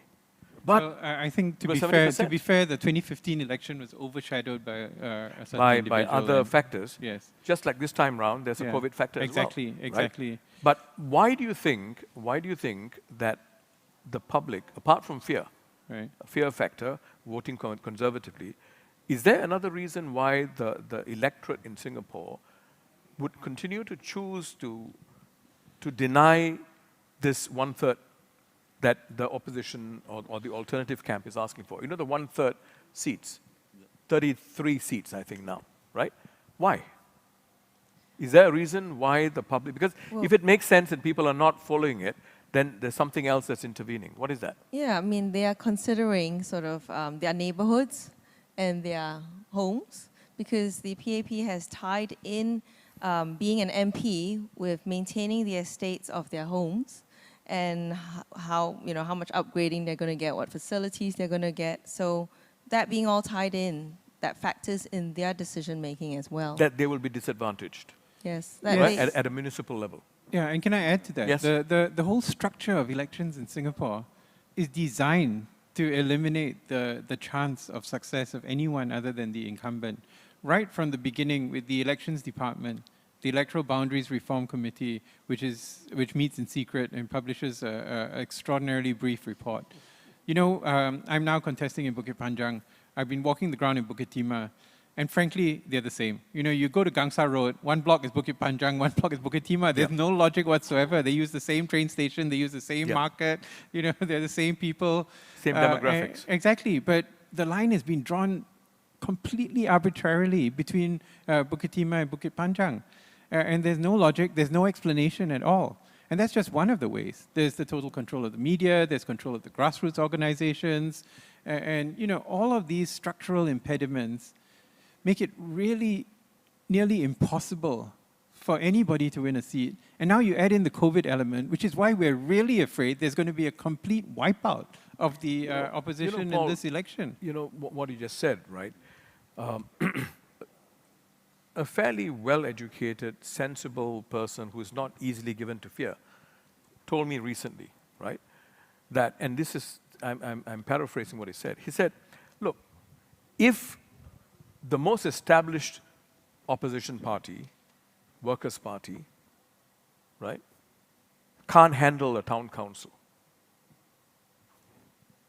why should we expect any of the other smaller parties, if they come in and take over a GRC, to be able? In fact, he used the word mishandle the town. So his point is that if the largest of the opposition parties can't, or rather mishandle a town council, how do we trust any of the other smaller opposition That's exactly parties? the point. Yeah. If you allow a $2 company to take over the software which is designed by taxpayer-funded dollars, then you know the odds are stacked against any opposition party whatsoever. You see, we have the benefit of learning from the experience of what happened, and we're not going to allow a $2 company to take over, you know, any town council functions. We have a town council plan that the SDP has put together, where we're going to demand right from minute zero that all the accounts are transparency made public and available, so that we know what's going on, and there will be no other $2 company taking over the, you know, the management software. So this is exactly my point. The structural impediments are so great that it's just simply almost impossible. So that's why I laugh But the when you talk to structural me about... impediments are not going to go away. Well, No, the structural impediments could go away if we had a one-third opposition in Parliament. well, it's actually totally irrelevant to make that comparison, right? Because the town council is run by the MA. Of course, when we comes in, we can run ourselves. That's granted. But when you are becoming the government, you have the whole civil service as a supporting basis. The civil servants will still run the country, with or without a new government, right? So it's totally irrelevant in comparison. That's number one. Number two, we have to decide whether we are electing a legislator or a district councillor. We are mixing the line. We are blurring the line. We should not do that, right? In all the world, district councillors are district councillors. They run the districts. Legislators will do policy debates, right? This is the second one. And third, if we all agree that diversity in views in the parliament, in the parliament is good, then go for a proportional representation. So different interest groups will be represented, well represented in the parliament. Okay. Right? If I can add Thanks. just a Yes. quick note to that, because your question you just mentioned about the smaller parties, will the smaller parties be able to handle this if a big one like WP had certain issues? And I'd like to just reassure you, especially those of you from Pasir Ris Punggol, that my leader, Desmond Lim, was running the Potong Pasir's management when Mr. Chiam See Tong was in power. So the experience of running a town council has been there, and especially for those of you who are worried about us smaller parties being able to do it, I think the important thing is there is a division of labor between us. He will maintain the town councils because of his experience. And if we get elected, I would help to be a very strong voice in parliament too. So I think even small parties shouldn't be looked upon as unable to. Just out of curiosity, right? Yes, sir. How much of conversations are taking place among the opposition parties? I mean, we talked about Workers' Party. Workers' Party has had, I don't know, the advantage or disadvantage of being the first mover, right? Now, there are lessons learned. Is there enough sharing amongst political parties so that you don't have to keep reinventing the wheel or don't have to go through the same process? Is there enough conversations? Do you all talk to each other? I believe when Mr. Low Tia Kang first won Aokang, I think Chiam See Tong from the SDP actually helped him in setting up the town council. and that was in 1991, right? And I'm one who believe in communication between different parties. That's why we have a WhatsApp group with different party players, leaders in it, right? Unfortunately, some of the bigger parties are not in it, right? So that's never mind. I believe so when we go forward, we should be more open in sharing our experiences, right? I hope that will happen in the spirit of unity. I think the communication between the parties is evidenced by how the parties have a lot more in common with each other than they have with the PAP. I think, first of all, if you look at if you examine the promises or even the manifestos of the various parties, the sharing would be, it's very clear in the sense that, Mr. Viswa, what I'm saying is that sharing need not necessarily, or communication, need not necessarily be outright, a communication or discussion in the form of perhaps like a round table, but it could also be reflected in policy influence or the ideas that are being shared between the parties. And to give a concrete example, I think the Workers' Party, for example, agrees that there should be a minimum wage. My party would agree with I just checked this with my Secretary General. He agrees that, for example, the Workers' Party's proposal to reduce to 28 years old the ability of singles to purchase a HDB flat to purchase a HDB flat is also agreed upon by the Reform Party. And I think, broadly speaking, all the political parties in Singapore agree that the current climate of stifling, democratic accountability and also stifling, creating a culture of fear and intimidation is not something that they agree with. Even, for example, let's say, for example, the content that I noted the PSP has been publishing, talking extensively about, I would say that there is a greater degree of convergence now between the parties, and at the end of the day, of course, the parties may not be exactly on the same point on the political spectrum, but the common denominator between all the parties is really that, in my opinion, that they feel that the PAP should no longer be allowed to maintain this grip on what it feels is the right way to rule society. Yeah. Yeah. Okay. Now, I want to increase the pace of because we have only about half an hour left, right? So I want more questions and answers. Here's a question from the audience, from James Tan. Don't you feel that the government is listening? Income inequality fell to its lowest in almost 20 years. And isn't progressive wage model a form of minimum wage? I think this is something that your party has been looking at, right? And if you look at income inequality, you're looking at the Gini coefficient, I suppose, correct? I mean, that is one way of measuring it. Yeah, and you look at that, can be very misleading because it is percentage term. Not absolute. Yeah, it's not absolute term. I mean, you would know that. I think I saw the graph the other day. The lowest percentile, $240 increment versus the 90th percentile. 20,000. Yes. Yeah. So in absolute term, it's a lot. It's a lot. The gap goes up, even though the percentage seems to be aging down or just staying stagnant. So that is a very important factor to consider, And I think most of the parties sitting around here has got some way of defining whether it's a minimum wage. For us, it's a minimum living wage. That is important to help to elevate the situation. Yeah? Could you perhaps explain what is the difference between minimum wage and minimum living wage?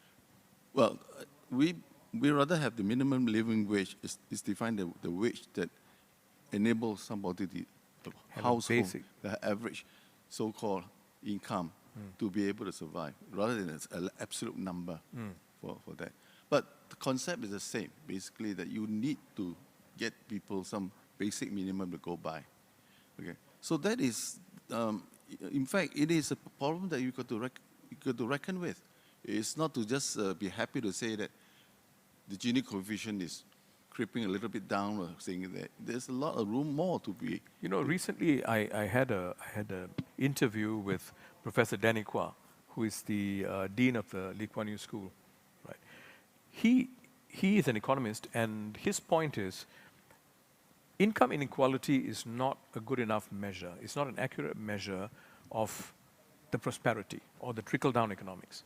He said a more accurate measure is income mobility, right? That's what he said. I mean, I'm not sure whether you'd agree or disagree. His view, his study and his thesis is that you can have high income inequality. In other words, you can have super rich people and a big gap between them and the vast majority, right?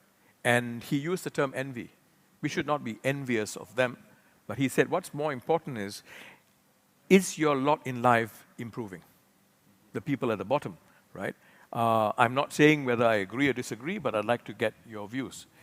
Here, there's a different concept. Income mobility versus income inequality. Yeah, we agree with that. I mean, another word we could look at is sustainable capitalism.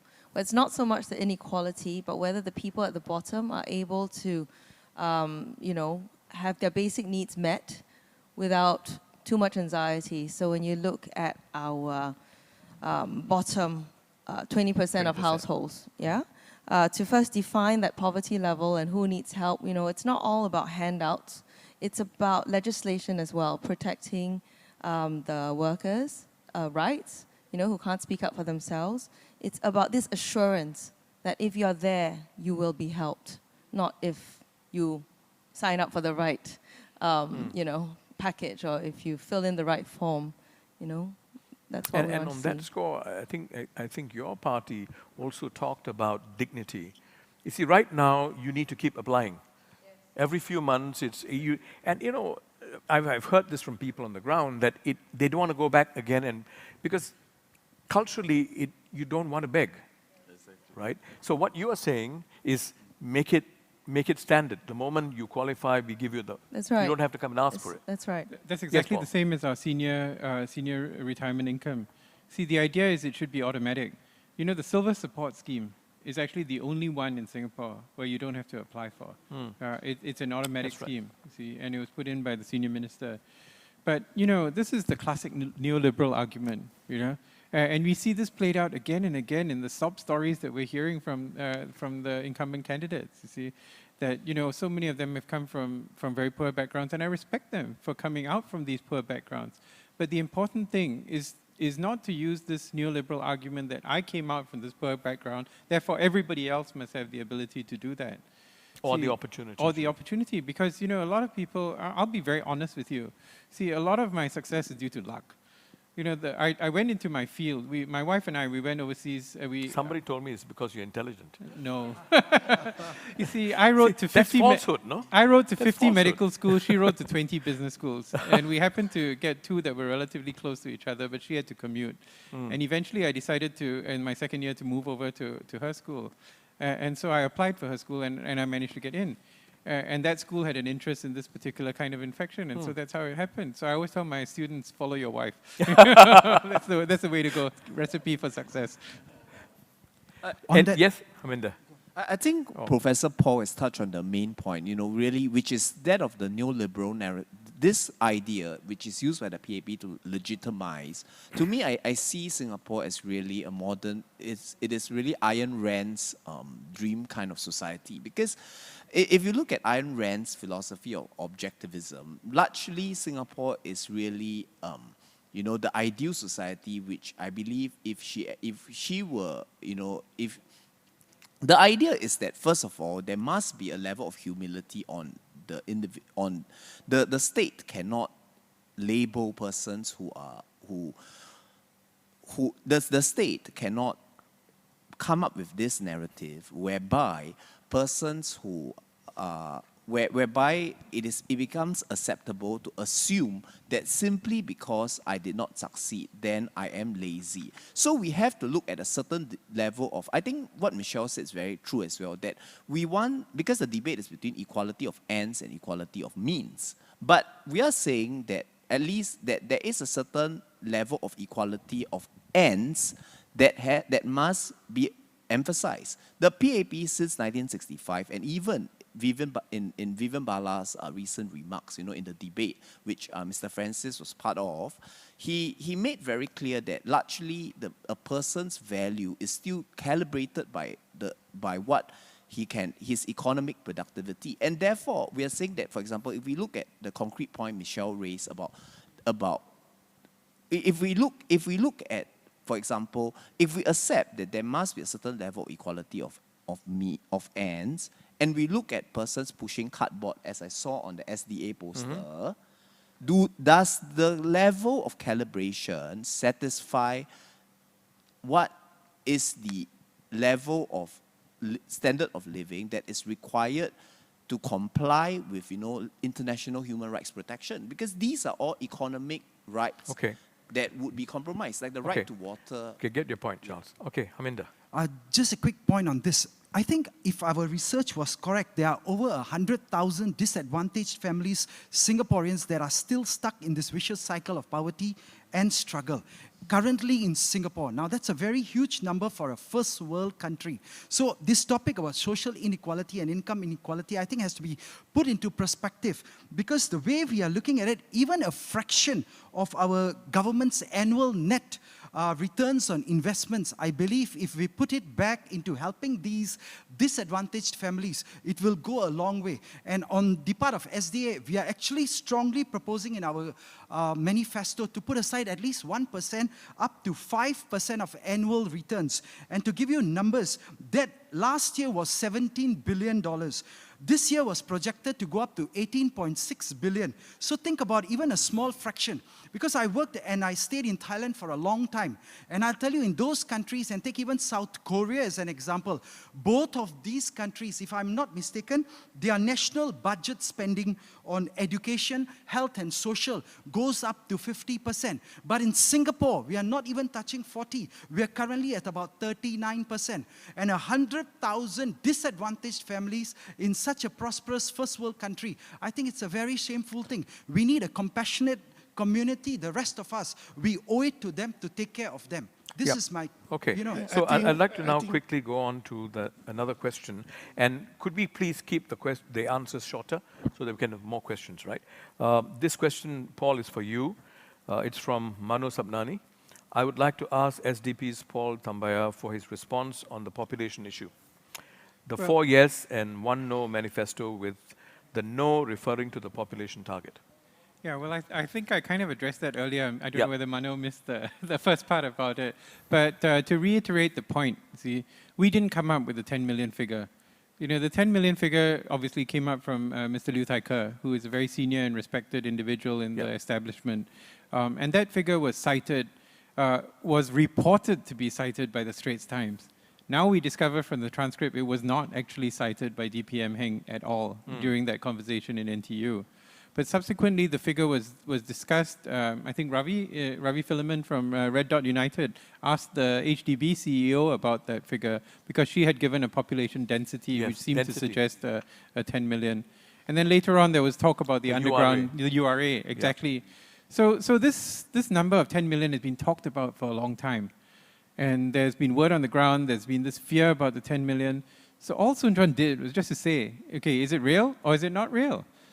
And then he gets torn apart, rather savagely for that. It sounds like Mr. Balakrishnan should just have said, I agree with you. Yes, exactly, and they would have solved the problem. But do you feel, this points to perhaps a larger issue of perhaps there should be better information flow. Oh, definitely. There currently appears to be a serious asymmetry, in terms of information. Yeah. Even in terms of whether it be 10 million, 60 million, 7 million, we should also know what's the objective of getting those numbers. Is it because the market size of Singapore is too small to kind of nurture our SME? Or is it because our natural, our issue could not get to a level that can sustain us, or it's because of some other reasons. And then it could be some open debate and some transparency, and then we come to an agreement that maybe that is the right size we should for. There's nothing secret about getting a target. And I guess what comes through in this whole discussion about the 10 million is not so much whether it's right or wrong, right? For me, at least, it's that we need clearer explanation. These figures are important. Singaporeans, I think all of us are interested to know where we are headed in terms of size, whether it's going to be less than 6.9, whether it's going to be more, and also the reasons why we are going to be moving that direction. I mean, similarly, whether it's education policy, whether it's SME policy, I think people need to understand more why we are doing things in a certain way. That's the point you're making. Yeah, and not only the target that's been set, assuming that as a nation we agree to this target, how to reach the target is the important thing too. Do we do it by means? We call it organic means, natural process of increasing TF, or do you do by importation of talent? And that has a lot of implications. Looking at TFR, I don't think it's going to be by Exactly, by but birth. even if you look at other means, other than that, there must be a debate and there must be very clear understanding of the implication to the country. Sure, Meng Now, Seng? I'm actually quite worried when Vivian Paras Kristan says that we do not know what figures are we going to have, right? Despite of the fact that they have come out with a 6.9 million white paper. So they are not decided yet. I mean, as a government, when you do, excuse me, you do planning, you need parameters. Your infrastructure have to be catered towards that direction. If these governments are telling us that they do not know what is the actual figure, then we have something to be worried about. I think the URA study actually suggested infrastructure, that the infrastructure can support 10 million.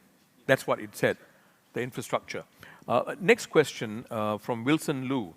Many opposition parties include early or even full withdrawal of CPF in the manifesto. Right? If CPF is viewed as an insurance scheme, which it is designed to be, shouldn't a full or early be disallowed? CPF is not an insurance scheme. It is not a pension scheme. It is what you earn and what you are going to spend for retirement. Unless we are going to say that we are converting into a pension scheme. A pension scheme. Right? We must be very clear about that. It's not meant to be. Yeah. Yes. It's a broken promise, especially to the pioneer generation. You promised them 55 years, you are going to take back your money. And now, you cannot fulfill your promise. I mean, for us, it's okay, right? When we start to work, we already know what's in for us.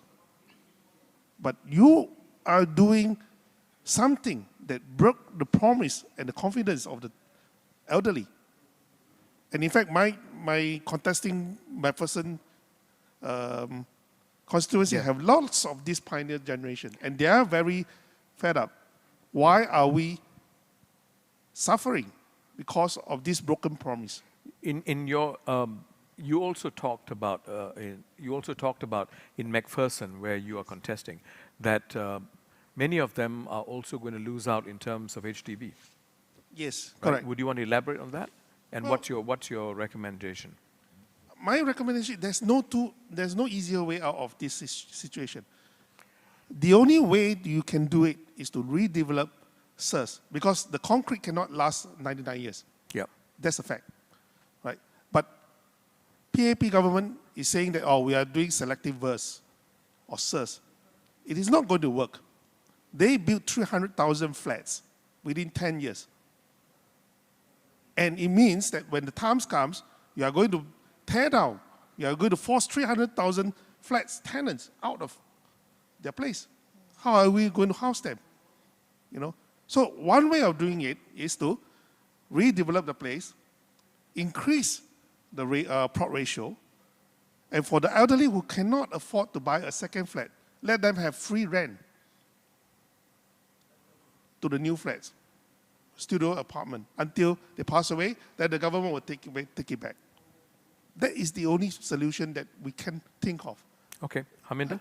The point is, coming back to the CPF question, because that was what was raised, Yep. I think the important thing is a lot of Singaporeans, you know, the elderly ones are saying it's better to die than to fall ill. You must have heard of this statement a lot of times. And number two, working into the twilight years, they are still doing it because they don't want to be a burden to their children, especially the sandwich class that we talk about, many Singaporeans are going through. And if you look at it, because of this, the suicide rate among elderly Singaporeans, which people are not bringing up, it's going up again and again. These are issues we really need to grapple with. And COVID has brought that issue to sharper relief, right?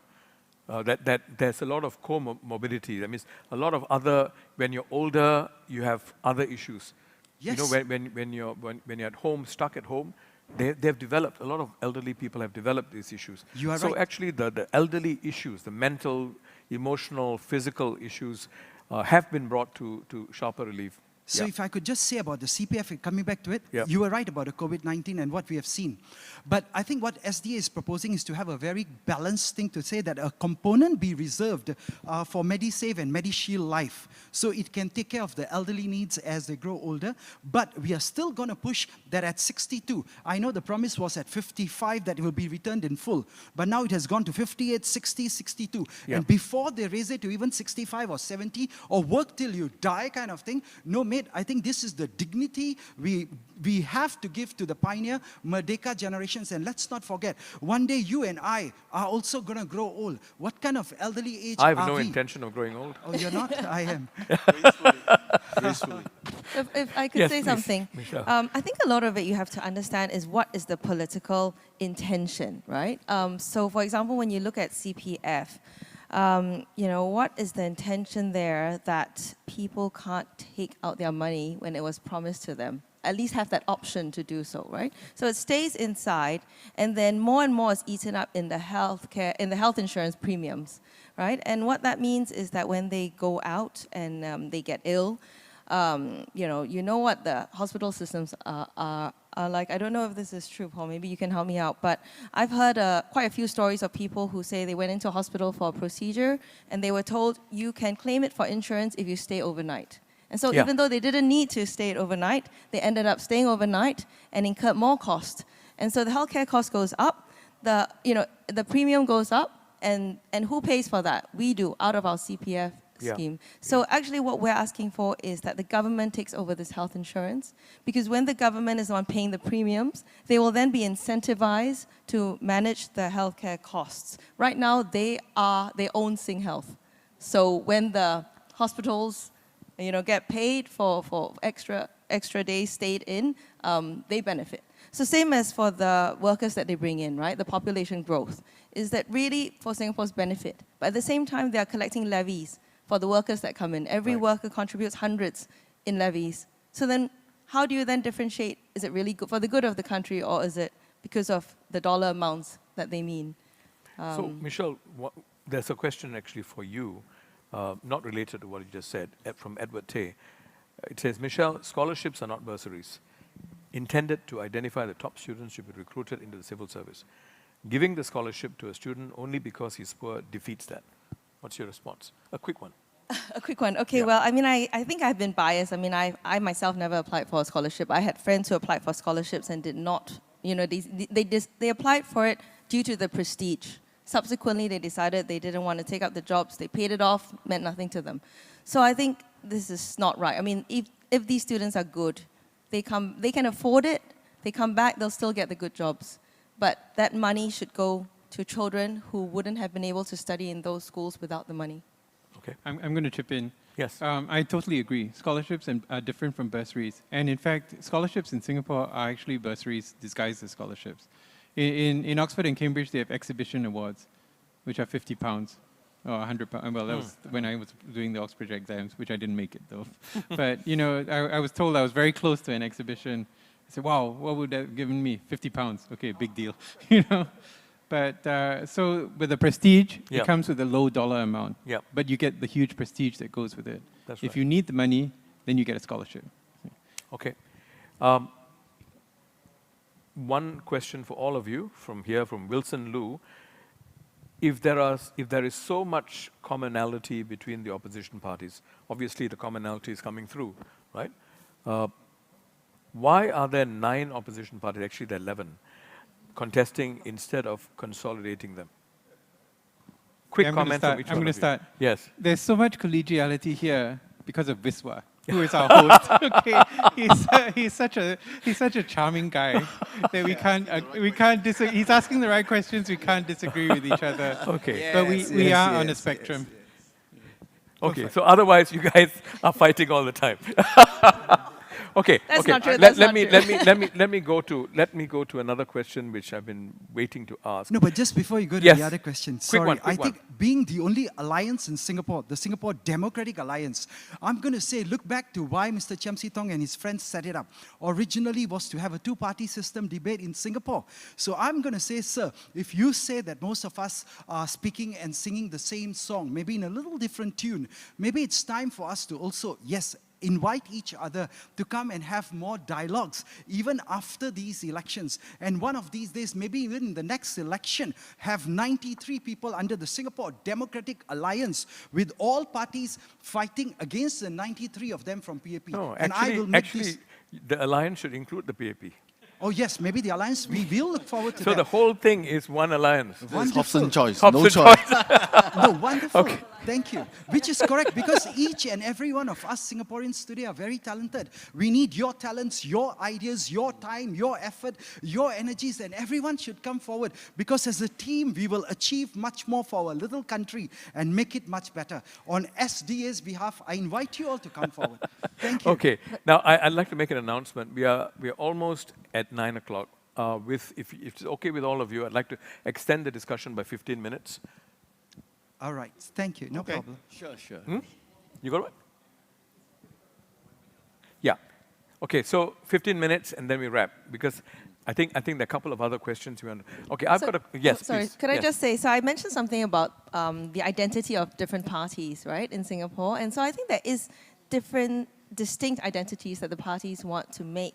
And also at the end of the day, because it's quite a risky, I mean, just being a political party carries with it some risks, right? It makes sense to diversify and have different parties, you know, with, And you different may experiences. that a particular party's tonality or culture may not suit you, right? I can understand that. Okay, my question. This is for you, Francis, right? This is called the Lee Hsien Yang factor, right? And what your party refers to as the Lee Hsien Yang effect, right? Well, what exactly is this Lee Hsien Yang effect? He's not a candidate, but what is this effect you're referring to? No, I think it's not so, to me, it's really not so much the effect by the fact that he is a member of the party. He chose to join the party, and he has declared. We had the breakfast, I think, last week, and he made the statement to the press. But why is it such a phenomenal event that Lee Hsien Yang has joined the party? I mean, why is it made such a big event? Well, because he's Lee Hsien Yang. Right? You mean because he's the Prime Minister's brother? Yeah, and he has a common view with the party. He believes that the party has the vision and has the leadership that he believes in, and he wants to actually kind of put his own credibility, you might say, into the party, so that for those who believe in him would say that if he joins the party, you know. Then why didn't he stand for election? Oh, then it's a different story. Probably you got to ask him then. No, but I guess I'm just sharing with you, because people are saying, you know, okay, what is so special about Lee Hsien Yang? He's joined the party as a member like anybody else. Why is there such a huge drum roll when he comes in? And that's a question, you know. And is the party capitalizing on the controversy surrounding the Lee family? No. That's a question that's being asked. I don't think we are capitalizing on the controversy. So I will use the word quote unquote. He's private. You're talking about the Oxley. Yes. Okay. He is a member for the fact that he is somebody that we think would give value to the party, you know, because of his stature, his experience, and his common belief with the party. Just like if you want to come to join the party, welcome you with open arms to. Right? It's not because of what you are, it's because of what your capability and your standing. Okay. So, I think that's the unfair question. Yeah. Because you should ask the media why they are all over him instead of maybe Chingbok for the last week. You know, he attracts the media Okay. by the honey. Mr. Viswa, can I say Yes, something? please. Yeah.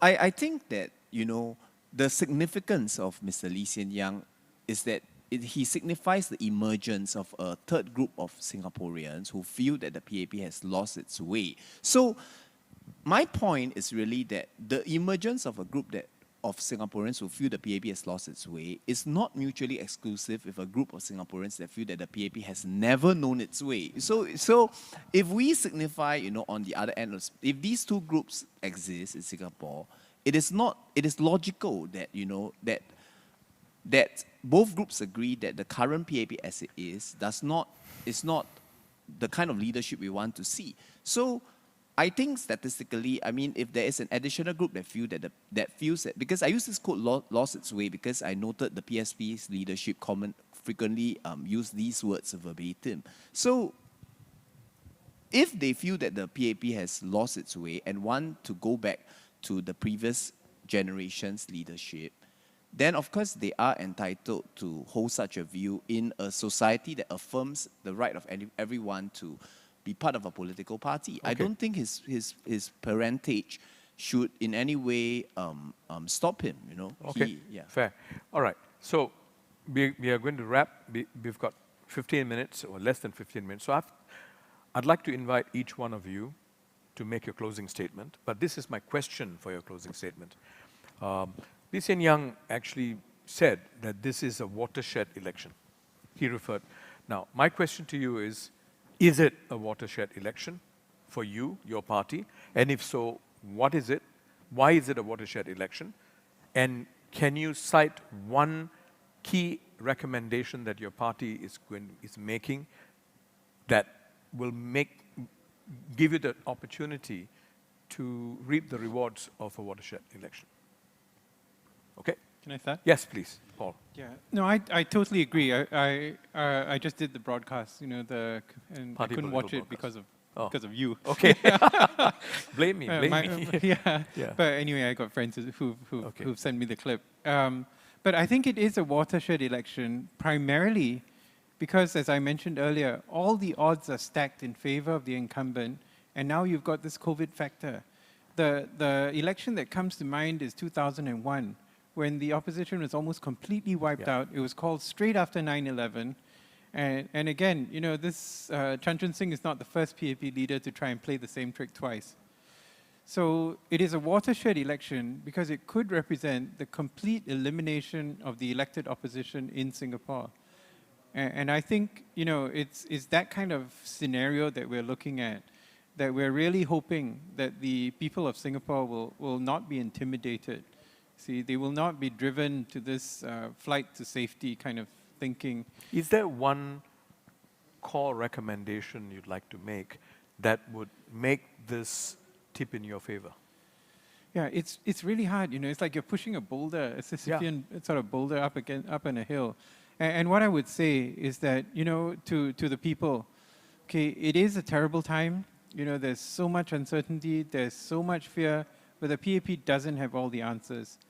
And having a significant group of committed, sincere, alternative party individuals who believe in Singapore, who believe in Singaporeans, is actually not going to be a bad thing, but it's going to be a good thing. It's going to help the PAP find the answers for this crisis. And so a flight to safety is not necessarily... What I meant, Paul, is in your manifesto, right. If I ask you to pick one aspect. Well, obviously it's retrenchment insurance. Because, you know, that's the biggest thing that's happening. It was my mom's birthday. We went for lunch at a nice restaurant. We were the only people there. You know, it was a Sunday afternoon. Yeah. You know, and we spoke with the waiters. I said, how long is this going to continue? Are they going to keep paying your salary? They said, yeah, but we know we're getting really worried about what's going to happen. And so, you know, without retrenchment insurance, you know, you can go for skills future class after skills future class after skills future class. It's not going to do anything. But at least insurance gives you a buffer You know, you can get a few friends together, you can start a business, you can do whatever class you want to do on your own, and you have the choice. The money is put in your pockets, so you can decide what you want to do to deal with the loss of a job. And what's the amount you're talking about? Yeah, we have it's tighted down proportionate to the duration of the illness, and it's pegged to a cap at the median wage. Okay, right. Michelle? Okay, so for Red Dot United, you know, we're a very new party, and the odds are not in our favor. But I think that for us, so I have the same fear that it may go badly for the opposition, but for Red Dot United, where we're standing, we're new. This is not so much a watershed as it is for us a starting step.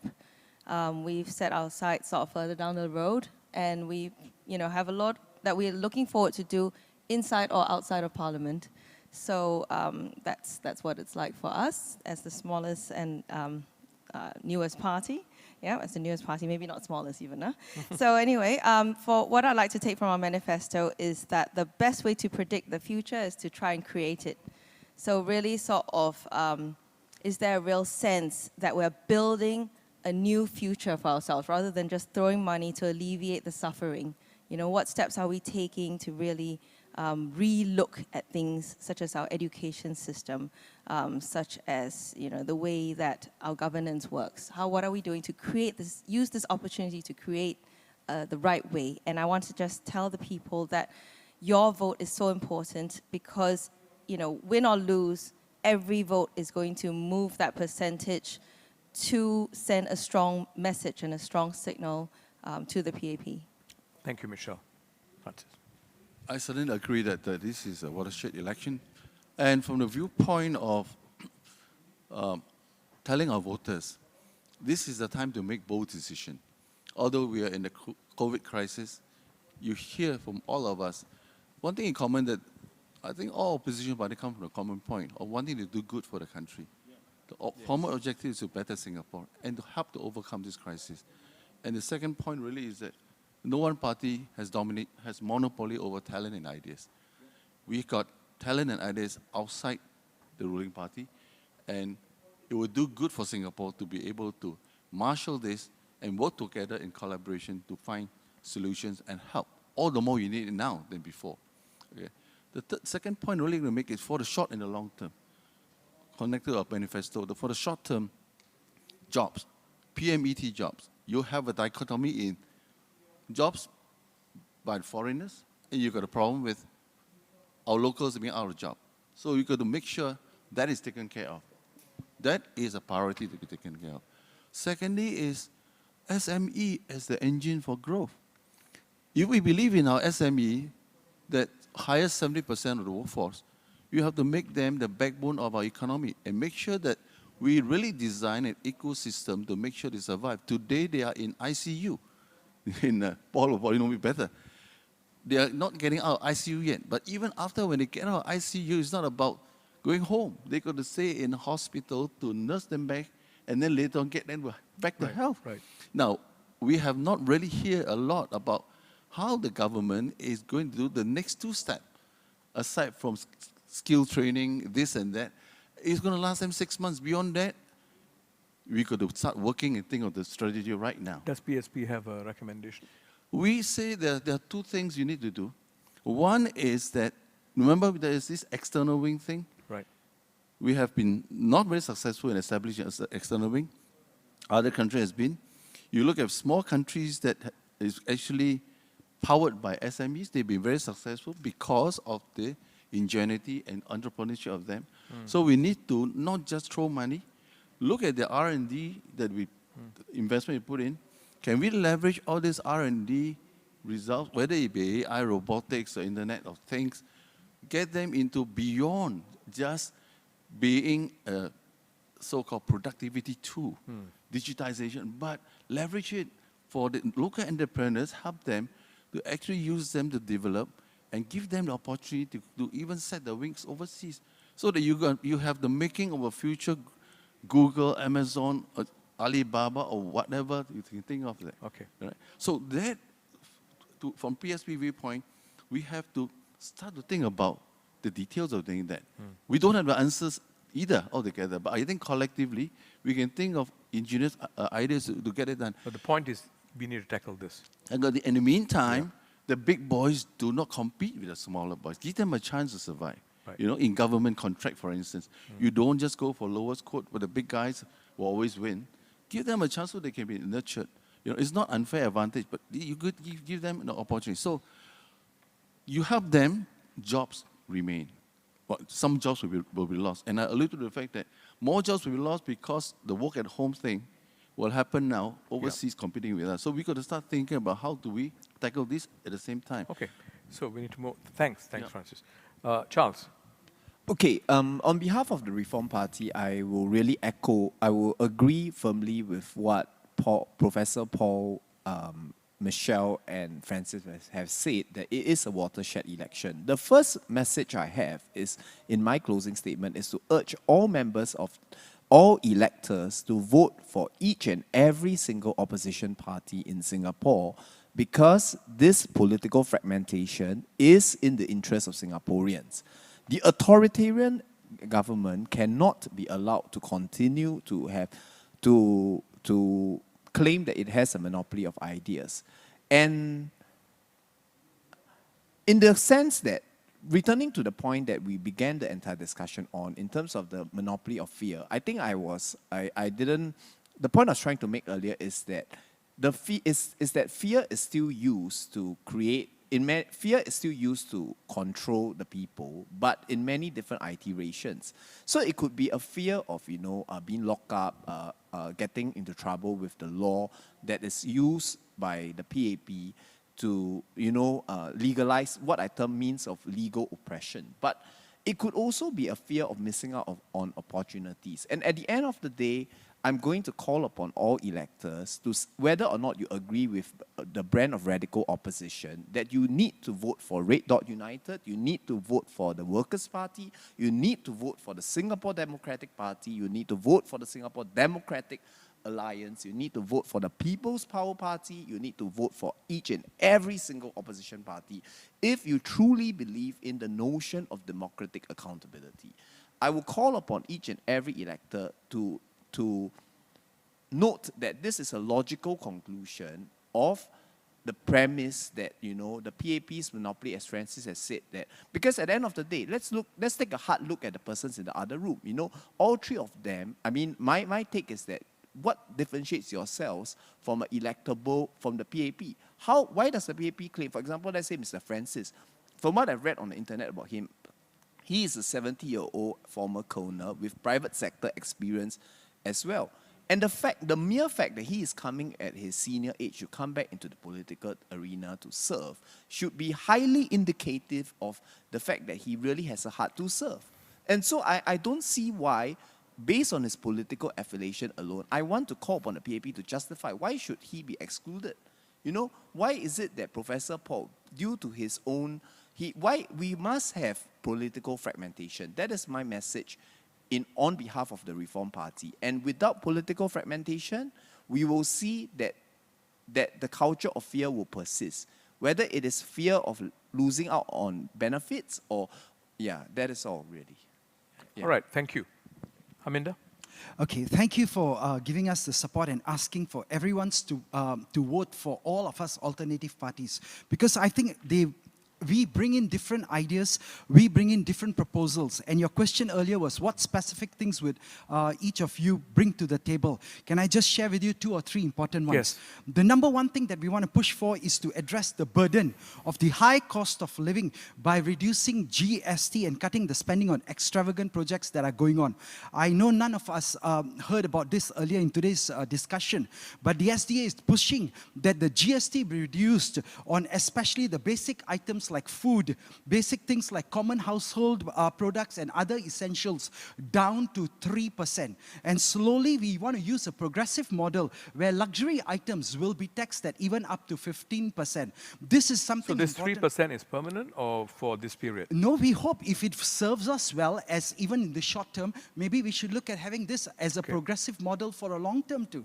Because the poorer people or the middle class will benefit from this progressive model of 3%. up to 15. And talking about cost of living, we are also spending a lot of money on extravagant projects. I mean, think about the upcoming Founders Memorial. Think about even the Jewel. Think about some of the hospital latest projects like the Ng Teng Fong Hospital. A lot of people feel when you take the maintenance cost in the long term of maintaining these things, it is going to be very expensive. No wonder the cost of living for all Singaporeans is going up, up and up. So to answer your question specifically, this is one of the key issues SDA wants to push for. One more at the most. Yes, one more issue. Well, I spoke about tackling inequality earlier, that we need to raise that. But I think the other issue was about broken CPF system. But maybe the fourth one is the most important. A lot of PMTs, middle-aged Singaporeans, a lot of your relatives, your loved ones may be facing the problem of foreign talents coming in. What is wrong with our universities? What is wrong with our graduates? We talk about our universities being of world class, our graduates being of world class. I'm sitting in a university that's world class. Then how come the products of these universities are not good enough to fight with foreigners? And I want to say something. We need to go back to basics. We need to give that kind of enough good recognition that your relatives, myself, him, everyone else, the local Singaporeans are good enough to get the good jobs. And I want to say something. A lot of them complains about fake degrees and whatever else that comes from. Maybe one of the proposals we have is that we should have a locally Singapore accredited list of foreign universities before we allow these foreign talents to come we'll in. have to wrap up there.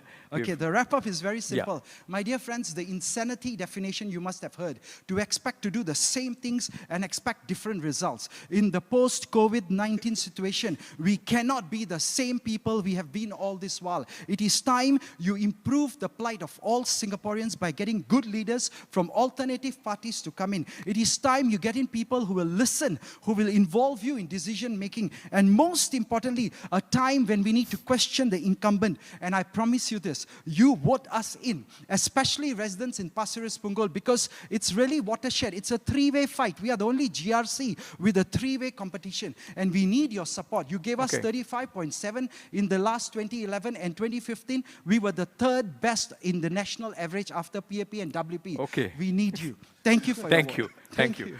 Okay, Meng Seng, you have Well, the to last me, word. it will only be a watershed election if our democracy matured. In the sense that we must look beyond the fear that was created by the COVID-19 crisis.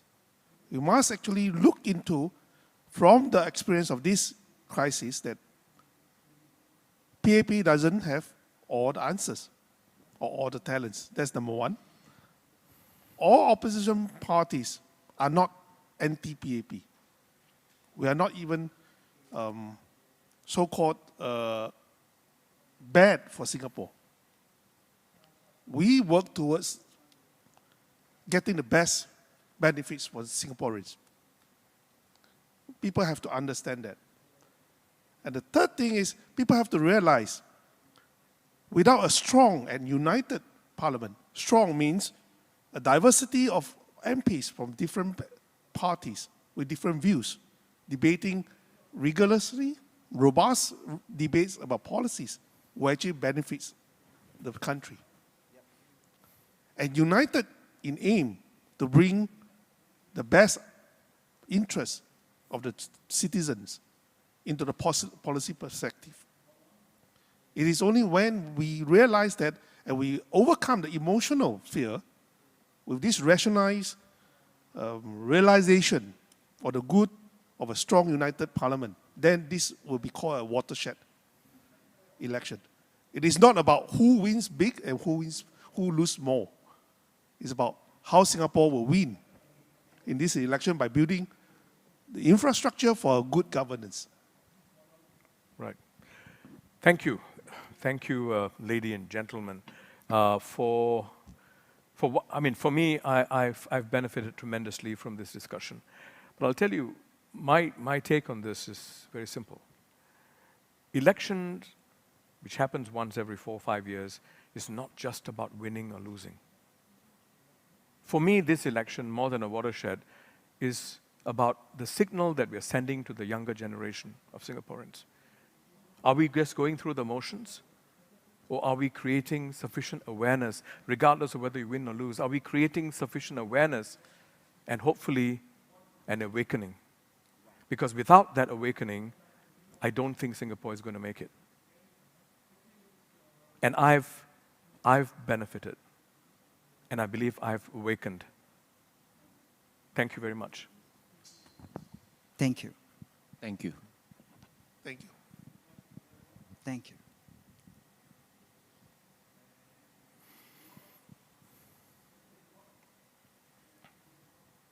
Okay. Thank you. Thank you so much. Thank you so much.